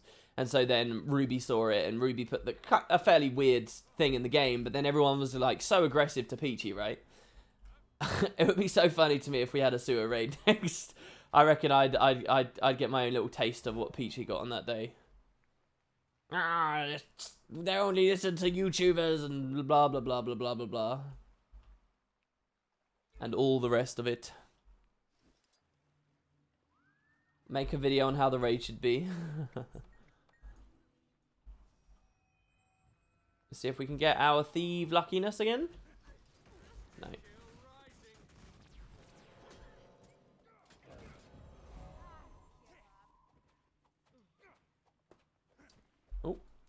Sorry, I got distracted a little bit in chat there and just was auto-attacking nothingness. How long have we been streaming? It's amazing how ranty I can get even when I'm tired. Oh, it's still lagging a bit, isn't it? When I click into OBS, it's telling me high processing. It's very odd. Oh, I'm doing so bad with my order here as well. Like, so terrible. We need to go get that Vista, which I missed. Bizarrely, I think he wants us to get that Vista in a very different way than we're actually supposed to. It's very curious. Grandma Nathan was free to play. Oh, Grandma Nathan. Wow. Yes, we did do. There you go. There you go. Yes, we did do some free to play stuff. There you go. Hey, shouldn't the devs pay special attention to your Peachy, though? You're the ones who make an effort to keep their game popular. Well, that's an interesting line. I think that a lot of developers are now having to walk, to be honest. I think that, yeah, like, over the past 5 years, maybe a little bit earlier, but over the past 5 years especially, there's been kind of an ugly and weird... I got really odded out there because that's the personal story route I was trying to take there, when of course we're not doing personal story right now. We're supposed to go this way. There's a very interesting side of video game development that's very new. Like, in a lot of ways, the video game industry is unique among other forms of media. There's a lot of things that, like, you know, you can compare the way that video games developed compared to how TV was developed and embraced, compared to, you know, even if you go a long way back to the earliest printing, and like you look at you look at like cultural reactions to when the printing press became a thing and everyone talking about how everyone was going to get stupider because no one would bother to retain facts anymore, they could just read it. And then you look at essentially the similar stuff happening with the advent of the internet because, oh, there's now Wikipedia and blah, blah, blah, blah, blah. And you can see, you know, people resisting television coming into the home and the loss of family values. And you can see parallels there with video games, last of all. Maybe not last of all, maybe there's some other shit going on. Maybe eventually you can look at VR, because VR is a lot more than just gaming. Though it hasn't quite flourished just yet, I would hazard to say. But, you know, you can see people saying, oh, this is making people violent. It's just these absurd, perplexing, you know, fearful old people that say absolute bollocks and trite because their way of life they once upon a time understood feels threatened and they're too lazy to update their mindset. But, you know, you see these things. And but though you can make a lot of comparisons, right? In many ways, video games are just the next in a long line of different forms of media and so on. I think they do have something really unique when you look at, like, the way their audiences have consumed their media and the way that you sell a lot of it now. And it is this kind of incorporation of, like, people on YouTube that's only really flourished with video games and because of, like, their heavy tying to internet, right? It's really weird. Like, you never saw this happen with books. You never saw authors tweak their books to cater to the desires of individual, like, I'll go there, celebrities, right? If, you know, the comparison holds. You never saw that. You never saw filmmakers tweak their films just to make, you know, the person who... Well, actually, maybe you did. Maybe you did see that a little bit, just so that it would cater to the star and then the star that was starring in it. Maybe I'm wrong. Maybe this did happen with films. A little bit. And therefore, TV as well. But, you know, it's never been so community-driven as it is right now. You know, like, a YouTuber doesn't star in the game, but you do see a lot of devs, like, bow to them. Just because if they bow to that guy, then that guy brings his audience and all of his eyeballs and gives their game a bigger chance. Like, it's very new, it's very unique. And, like, where's the line of integrity to walk there, right? Like, you're a developer, you've got a vision, you've got an idea for your game, your product, you're desperately enthusiastic about it. But at some point you have to, like, dumb it down, or you have to... dumb it down is probably a bit... you have to, like, water it down, your vision, it can't be quite so O-turd anymore, because you not only do you have to listen to playtesting feedback, of course, right? But now there's another layer of feedback, like feedback from arseholes that don't even necessarily know what they're talking about, but they have audiences, so fuck it, let's do it. Like, screw it, we have to make the Bastion of the Penitent and doing Swords of SEO is a terrible idea, the worst thing in the world, but we have to do it anyway because there's some arsehole who plays our game that happens to have an audience and we need to cater to him. Now, it's obviously not so crazy and sincere and black and white as that, but, you know, like, there's a line, right? At some point, developers have to ask themselves when they're crossing that line, when they're pushing that, when they're losing their integrity, when they're dropping their vision away. And it's so much more, it's so much deeper than video game design. It's so much more than just, you know, going to take a course on the way that video games are created, and especially when you look at, like, mobile gaming, right? And you look at, like, how addictive these things are designed to be and all of that stuff, right? Like, it's so much deeper than that. It's like something very deeply social, and it's really, really, really weird. And I think you see more of that than anywhere else than in video games. I think you see it everywhere in video games. And more and more so as time goes by. So it's very weird. Sorry if that was all waffly nonsense that no one was really listening to. Hopefully I was eloquent enough to sort of articulate the interesting place that video games are in.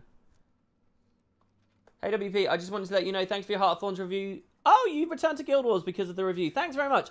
I take it as a personal point of pride that some people have told me they've quit the game because of the review, and other people have told me that they've joined the game because of the review. I think that's fucking awesome. I think that's really cool. I think that if I've managed to do something unbiased, or something that is, like, as objective as possible, something that doesn't lean too far one way or the other, and if anything, I lean more positive than negative, right? If I've given any kind of fair criticism, if there's any evidence that I've done that, it's that fact. It was eloquent waffle. Thank you. I think that if I was ever going to have a YouTube name that wasn't Win Potatoes, Eloquent Waffle would suffice. Holy shit, that's pretty good, actually. Maybe I should make that account. Eloquent Waffle. Because you've obviously got the physical waffle that we can talk about as well, right? And that can be, you know, instead of having a wooden potatoes, we've got a waffle there. I don't know, in some ways it's a bit too... Ugh. I don't really like that kind of name. It falls into that kind of, like... there's a lot of us who do it. And I'm 100% at fault of it, right? But it is very similar to that, like, you know, that Total Biscuit style thing. Not that I ever looked to that channel when I made mine. There's a lot of people that do stuff like that. Hell, even within Guild Wars 2, right? Like, aside from myself and a couple of other people, unquestionably one of the biggest streamers, Mighty Teapot, is a similar kind of thing, right? And honestly, those names, mine included, I'm always a bit cringy about, to be honest. So maybe Eloquent Waffle is a bit shit as well. Maybe I don't care about Eloquent Waffle.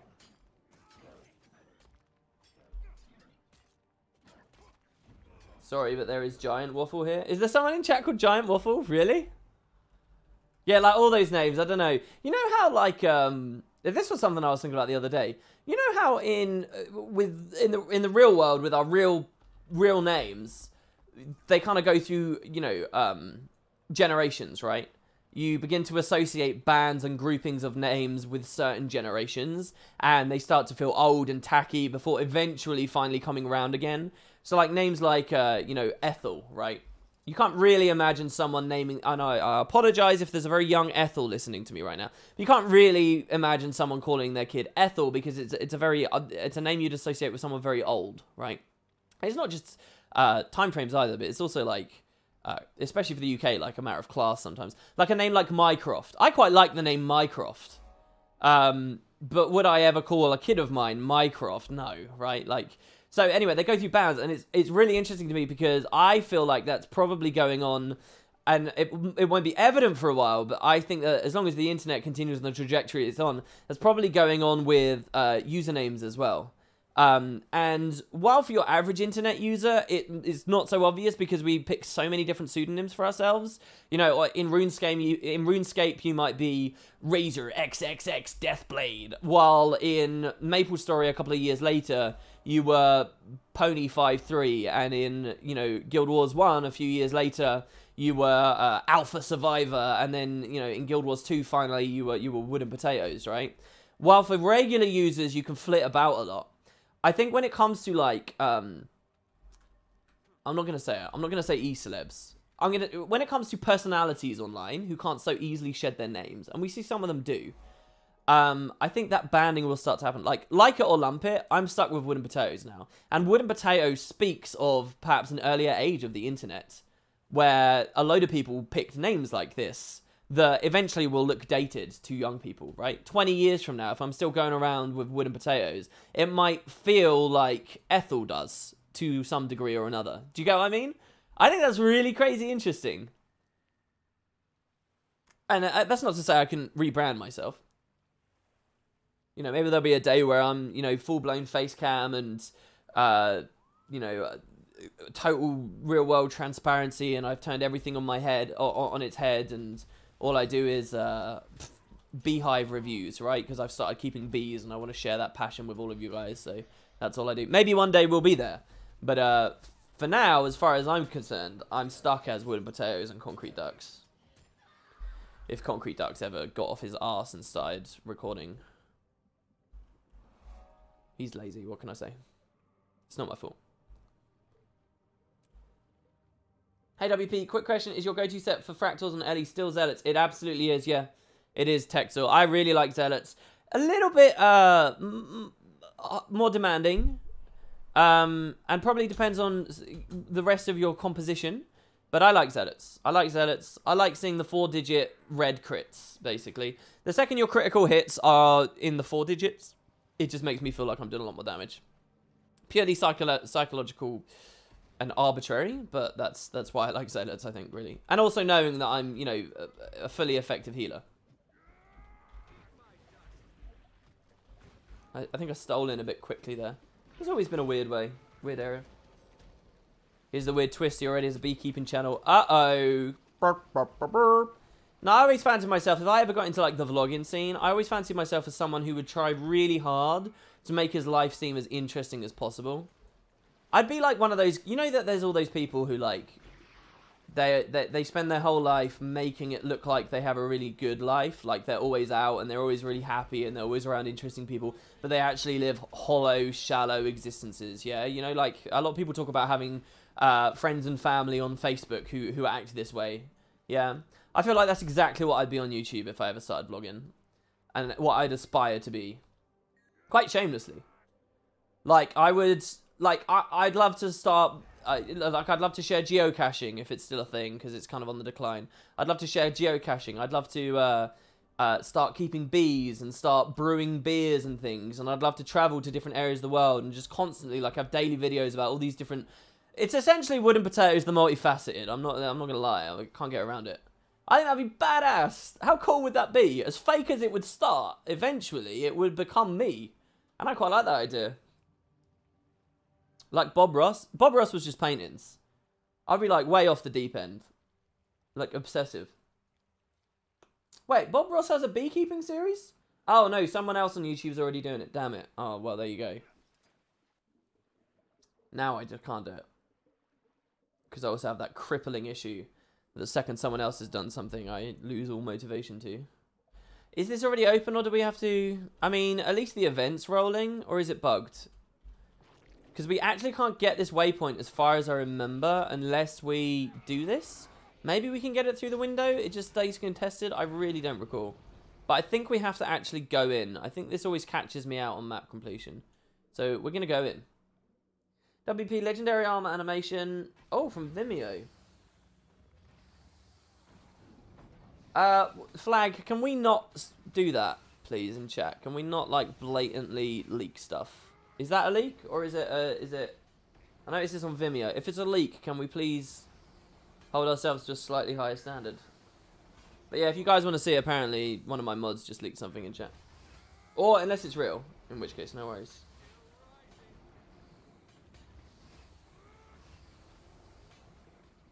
You should keep alpacas too, or goats. I think they're probably a little bit too high maintenance. The reason I like bees is because they seem easy enough to do. And people, like, you know, applaud you for that because it's somehow good for the environment, right? You can get both points of interest by swimming outside. Interesting. It's from Tekkit's workshop. Really? Tekkit leaked? No. Why would he do that?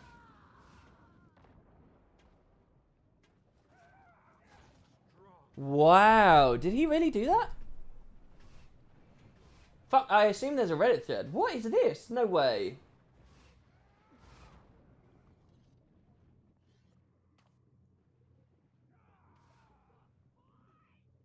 Oh, there's not even a Reddit thread. Look, I don't want this stream to be a place where we're pushing leaks that people otherwise don't really have really easy access to. Is it that he has a work in progress video that he posted unlisted and someone managed to find or something?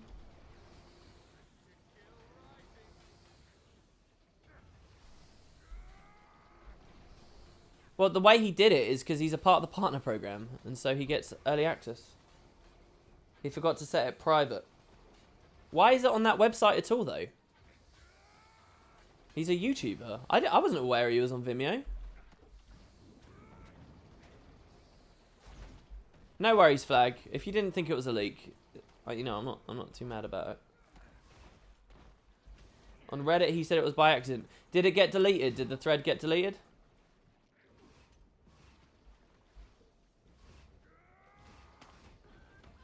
He could be in a lot of trouble for that.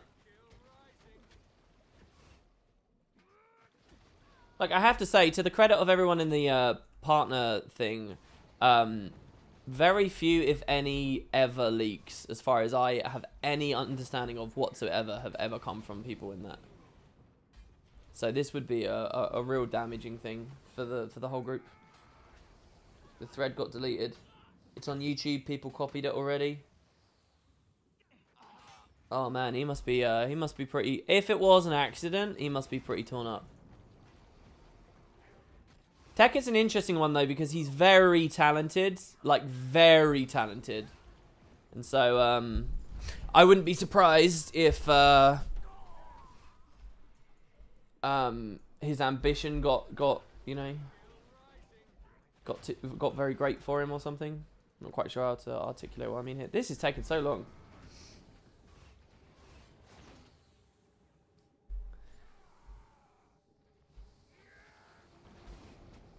Alright, well anyway guys, I'm basically just gonna,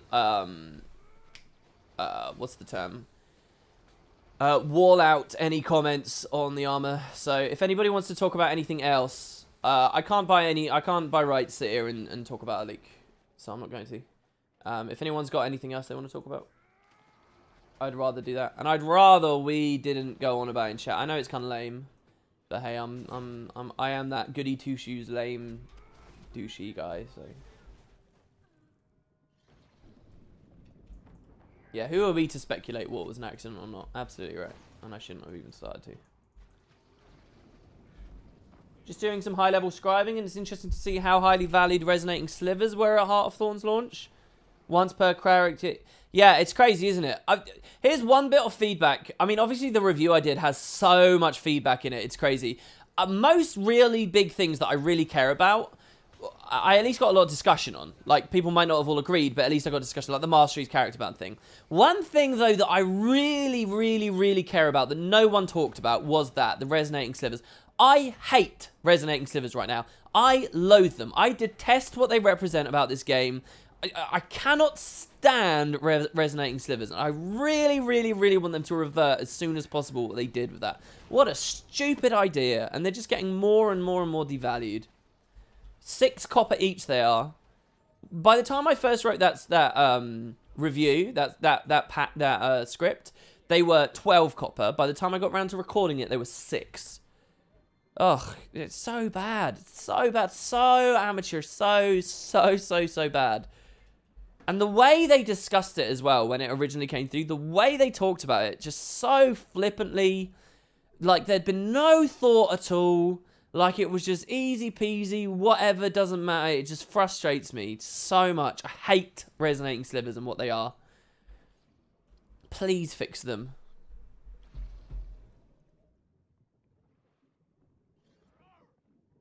Yeah, you bought tons of slivers. I mean, it goes to reason that they'll be improved some way in the next expansion, probably. I don't know. I mean, they really deserve to be. It's so bad. And the longer they wait, it's just... Ugh. The other thing as well... So, speaking of, like, economies and stuff, if people want to invest in anything, I had an idea earlier of something to invest in, probably for the next expansion, if it is Crystal Desert related. There we are again, talking about leaks. If it is Crystal Desert related, you know what might be a really smart thing to invest in? Because presumably there'll be a lot of recipes and foods and things that use them. Oh, you can't buy them on the TP? No pals? You know, the things you get from cacti in dry top, silver wastes, and various areas of the jungle that are currently worth nothing? I think that'd be a good idea.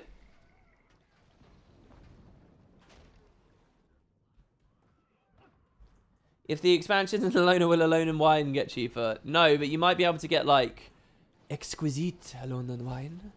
Or something like that. So what, now we've got to defend? This is a nightmare. I shouldn't have done this. Especially after someone told me I didn't have to do this.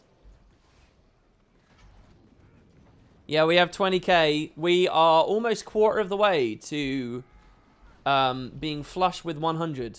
Who wants to see that? Who wants to see 100 gold?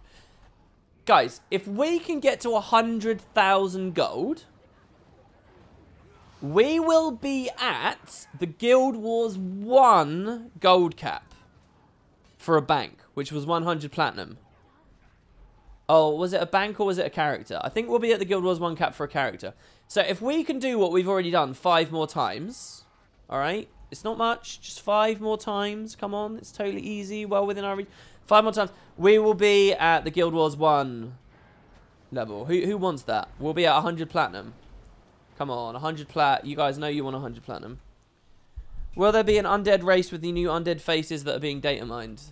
I don't know. I would like to see a new race, and if that happens to be undead so that they can cut corners of having it be essentially the same, like, model, and, you know, they don't have to do all this, like, rigging and stuff and adapt all the armor sets and stuff.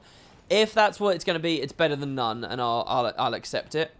But I think there's just another chance that maybe these are just all NPC faces and things, and they're not actually it's not a player race, and it was never meant to be a player race. They're just for NPCs, which I think is also kind of likely. So I don't know if they're going to do new race. Tengu's obviously at the top of my list, but how much that has to do with the story of the next expansion, obviously, is fairly arbitrarily invented. So Maybe it doesn't matter.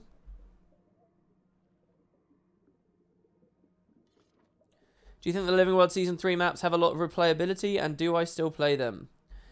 No, I don't think they have great replayability, really. I think that Bitterfrost Frontier has had the best so far with its berry farming, but even beyond that, could have been the best by a long way if its meta had finished with a big boss in the end here that encouraged you to get a potion each day and then go up here. I think that would have been amazing. I think all of the maps would have been way better if they had adventures. I think all of the maps would have been way better if... just one adventure in each one. I think all of the maps for replayability would have been way better if you could spend the Bloodstone Shards and the Petrified Wood and all that stuff and the berries.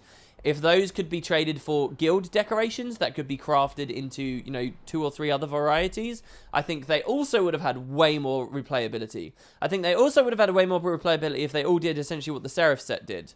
I think the Bloodstone Fen would have been more replayable if it had hearts. I think that, that's about it. I think they're okay at that point. I don't think they all needed massive world boss metas. I don't think that the leather farm was actually that far away from what it where it really needed to be. It was obviously not good enough, but I don't think it was as shy from the mark as most people would suggest. And yeah, that's what I think about replayability. Need new mini dungeons implemented into the new maps? I disagree. Mini dungeons wouldn't have done very much, and you essentially have a mini dungeon from the Nolan's thing up here. That's a mini dungeon. I don't care what other way you cut it.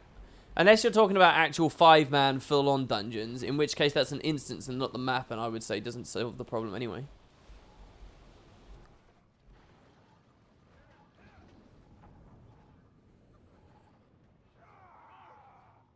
You like my giant review? Question for me, do I like the current PvP gameplay more than pre-Heart of Thorns? No, including all the accompanying systems like ranks and rewards. It's really hard to assess. It's almost impossible to assess, I'd actually say. Because, and I mentioned this in my review, you acclimate to it. The boon and the Condi spam, you acclimate to. You acclimate to the deadliness of combat, right? Like how much you can get away with based on your build. Not just the meta, but even just your specific role and your build at the moment. You acclimate to all of that stuff, and once you've acclimated to that stuff, it's kind of hard to know at what point you lost sight of what's genuinely good or bad. And, like, the gameplay varies so much. Like, I really do think that Rev, when it was insanely OP, was really fun. Really, really, really fun. More fun than what a lot of specs before Heart of Thorns came out during, like, the Season 3, Season 4 days. I also think that when I climbed to Platinum on an Elementalist that was not a Tempest, I got Platinum in Season 5, the most competitive of all the seasons. I got Platinum on a core Ellie that was a Condi Ellie. I think that was some really interesting Ellie gameplay that I'd never experienced before. So it's so hard to judge.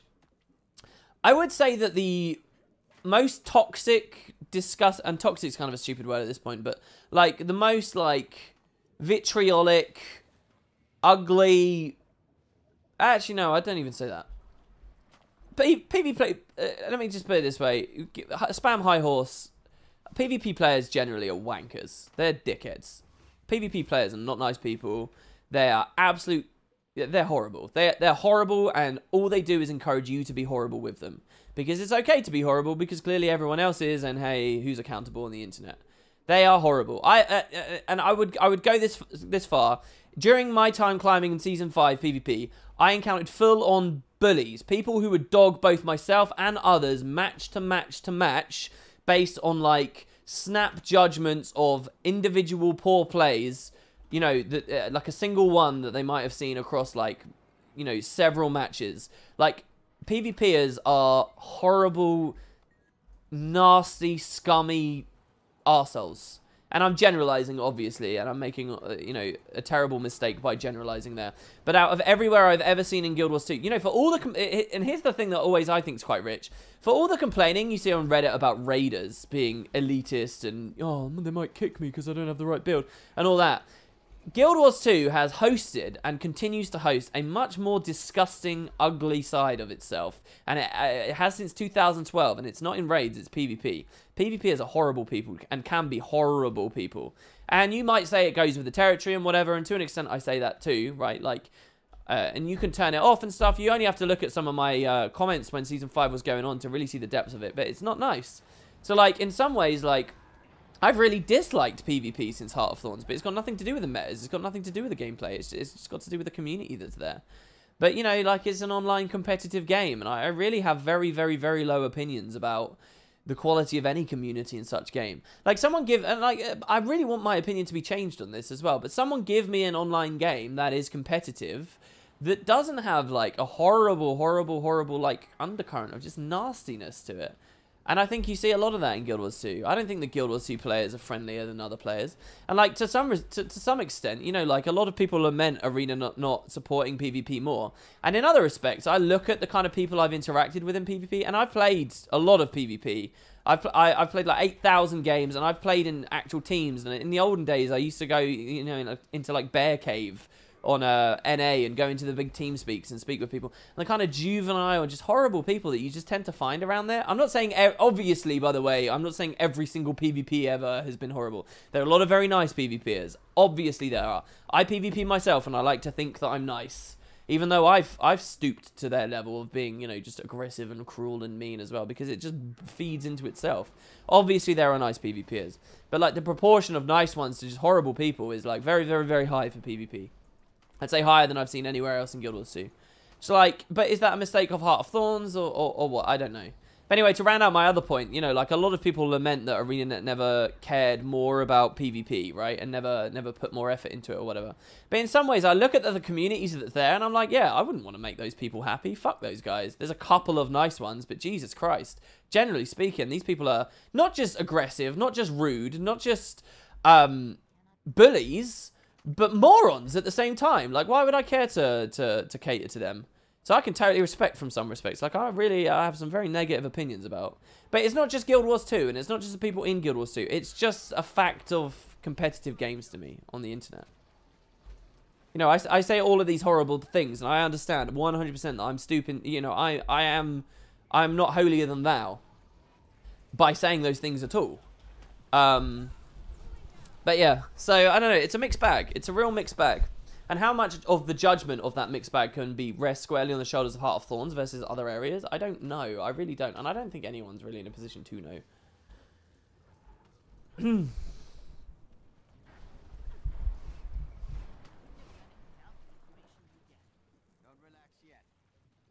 You've never encountered a bully or a toxic player in Turnal yet. What's Turnal? I've never heard of Turnal.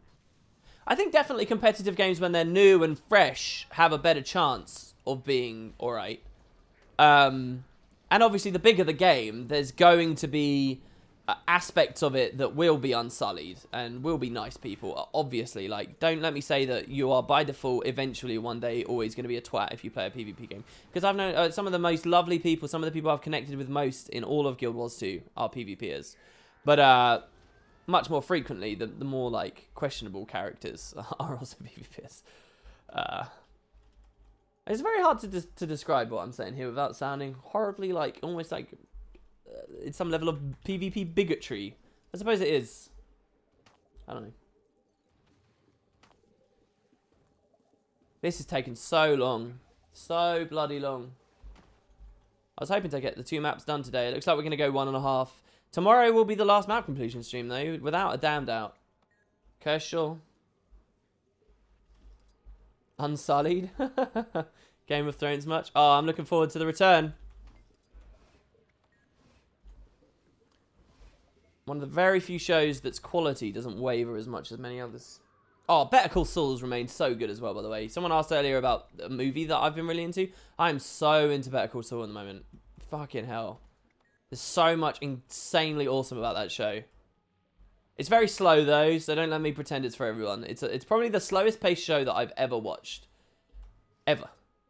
But I'm really enjoying it. I don't know what I'm doing here. I mean, I really don't. Can we please open these? Please? Please? We going through? Yes, we are. Yes, good. I only care about this waypoint, which I could have got from the outside anyway. I'm not doing anything else. Or maybe I have to do this? Oh, God. Let's summon some thieves to fight them. You hate the people in League of Legends spend the time to them to hate on each other and blame others for their mistakes? Yeah. Well, that's the thing. I think really where most of it stems from is... It's quite an ugly fact of, like, just the human condition, I guess, to an extent. But, like, I think where a lot of it stems from is... As people, generally... And maybe this is an incorrect generalization, but I feel like people generally are happier to... are quicker to identify a mistake than to praise a success. So, if you feed in a lane in League or whatever... You don't bow to your opponent and say, fair play, mate, you capitalized on my mistake or whatever. You hate yourself for making the mistake. And likewise, if you watch a friend feeding in a different lane, you don't think fair play to the guy in the other lane, on the opposing team. You don't give the benefit of the doubt that, oh, maybe it was just like this really wild scenario. You're always coming from a perspective of identifying your own mistakes. And I think it's a thing about control. I think that's where it really comes through. Because the only thing you really have control over are your own mistakes. So boiling everything down to your mistakes and your team's mistakes is easier than to compliment other people's successes. And I think from all of that is where all the vitriol and all the anger and the seething stuff comes from. Because it pushes your general player, your general competitive player, into a position where they... Most vitriol doesn't come... They're angry at themselves and they're angry at their teammates more than it's that they're angry at the enemy. Do you know what I mean? And for me as well, there's like a social aspect, like a cultural thing as well, like where it's like, I would be embarrassed to reveal to someone that on the opposing team that I'm raging at them.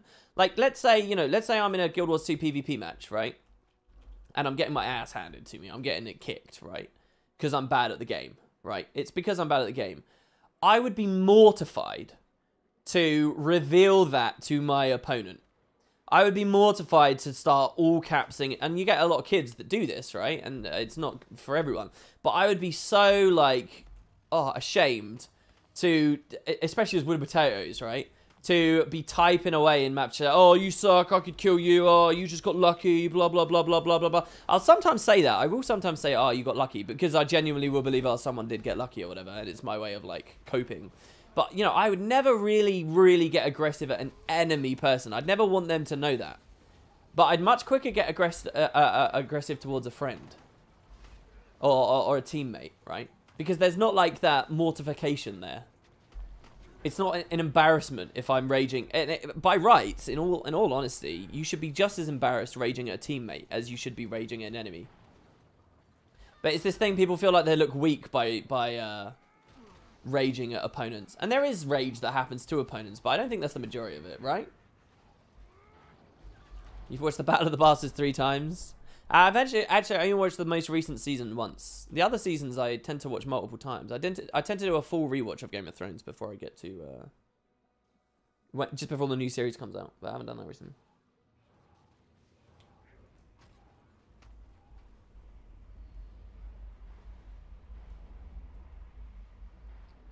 B-boy, don't get into shouting matches with people in chat, man. You're not going to be a mod if you're going to be like, just relax. If you don't like what someone says, just silently ban them or time them out. And if that becomes a lot of drama, you can justify to me why you did it later. But don't, like, throw mud at people in chat. You're above that. Mr. Leak rip. Yeah, I'm sorry. Yeah, I'll fill you in on what happens if it becomes a bit of news later.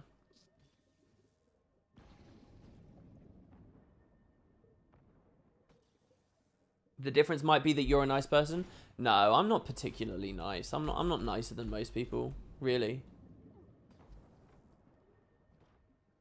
Like I told you guys the story in season 5, I was so annoyed with just one person that I called them a CUNT before logging out. In rage, in a fit of rage. You might not expect that of me, but yeah, I did. Raging at opponents, never see that. Most people sympathise with winning teams to associate with them and slam their own team. Yeah, like there's an internal thing. There's a thing about criticising yourself and what happened on your team. And to some extent as well, like, I don't know, what do you guys think about this? Is it easier to chalk something up to bad luck than someone else's good luck? You see this like a lot on Hearthstone as well, right? Like, if someone pulls some ridiculously crazy combo and like annihilates you in your arena run, or someone drafts a really good deck in arena or whatever, 90% of the time, it's not, oh, that guy got really lucky with his deck.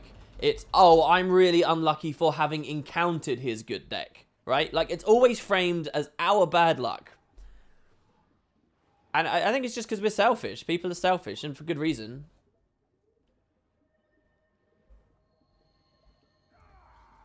You dislike how being an ass in PvP is a meme now? What do you mean by that? Are you trying to say, like, it's annoying that, like, it's accepted? There's, like, a culture of acceptance around it?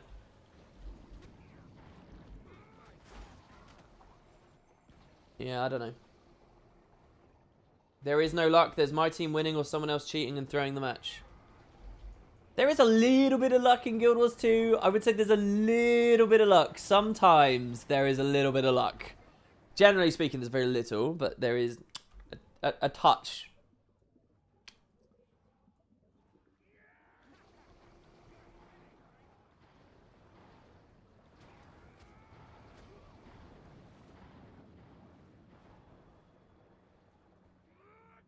And particularly, I think that where luck actually makes the most difference in Guild Wars 2, like the absolute most difference, is when luck affects stuff to do with the downstate. Because a bit of good or bad luck in one direction or another can really swing team fights if it causes a rally or a stomp to go through that otherwise shouldn't have. Like, probably, like, a really relatable, like, and this is, here's an example of pure RNG that, almost pure RNG that can be pivotal in Guild Wars 2. And again, we're talking a fraction of the time this will ever actually matter. But if you think about, like, the RNG on the Mesmer's downstate and the idea of being able to double tap, like, if someone secures starts a stomp, cancel casts, baits the Mesmer on the ground to use his 2, presses F again just in the right time, so the timings line up. Now, that it essentially can become a pure RNG situation when that's happened. There is a chance that the Mesmer, the game will allocate the position of the Mesmer far enough away that the double tap won't work. Or it can only blink them a little bit of distance and the double tap will actually will succeed. And if that's executed like on the fringes of a team fight that rallies someone, you know, who was on the node or whatever that otherwise wouldn't have been, that's not an impossible situation to be in. And that is something I would chalk up to pure RNG. Now, there's a little bit of manipulation going on between the players. The Mesmer maybe got baited or whatever you can consider. But ultimately, it still comes down to a pure RNG situation of, did this whole tactic of the double tap, was it worth going into at all? Do you know what I mean? Very rare, but I think you do have to accept there's a bit of RNG in Guild Wars 2 sometimes. Other people will look at stuff like sigils, proccing and finishing people off and crits and stuff. Which I suppose all have their place in the discussion too. You really miss the old pods? What, the old Guild Wars 2 based ones? We worked really hard for that POI. Holy shit. That was mental. Let's get out of here. Do I expect them to release more Dungeons Living World like they did with Cordicus? That wasn't really a dungeon. Do I expect more instant personal story steps? Sure. Why not? I think that would be very fun. Well, guys, that, I think, as they say, is that. That's today's stream. That's the sleepy stream. Very rambly stream. This is going to be one of those streams I regret very much. I said a lot of, like, nonsense, basically. But there you go. Thanks very much for coming along. Thanks for all the support, all the loot boxes, all the lovely follows. You guys have been wonderful, and especially to anybody who subbed. Fat Larry. Dude, it's great to see you. Thanks very much. 2 months. We had a ton of follows. We had Sarcasm earlier, who subscribed with Prime. Thank you very much. Jam Jarv, who said that they enjoyed the Heart of Thorns review and that I should keep it up. Thank you. I'm sorry that I missed you earlier. The Noobs, 2 hours ago, you subbed also. You guys are awesome. I don't know whether we're climbing in subs in general at the moment, but I hope we are. In particular, subbed earlier. DGTV subbed. Chopperty donated a $5 and I missed that. That was yesterday. Holy shit. While I'm waiting to complete the Zin Prize student. Oh no, we did read that. Oh, we're a day beyond. But there you go. Thank you, and thank you to all the many, many, many follows, of which there are far too many names for me to go through.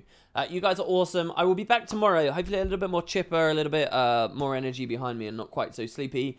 But it's been fun. I hope we got some fun little discussion. Hopefully I wasn't too high-horsey. And, yeah, until next time, guys, have a great evening. Keep an eye out for Elite Speculation, which I'm going to finish editing up just now before I pass out. And I guess I will see you when I'll see you. Have a great evening, guys. I'll catch you next time.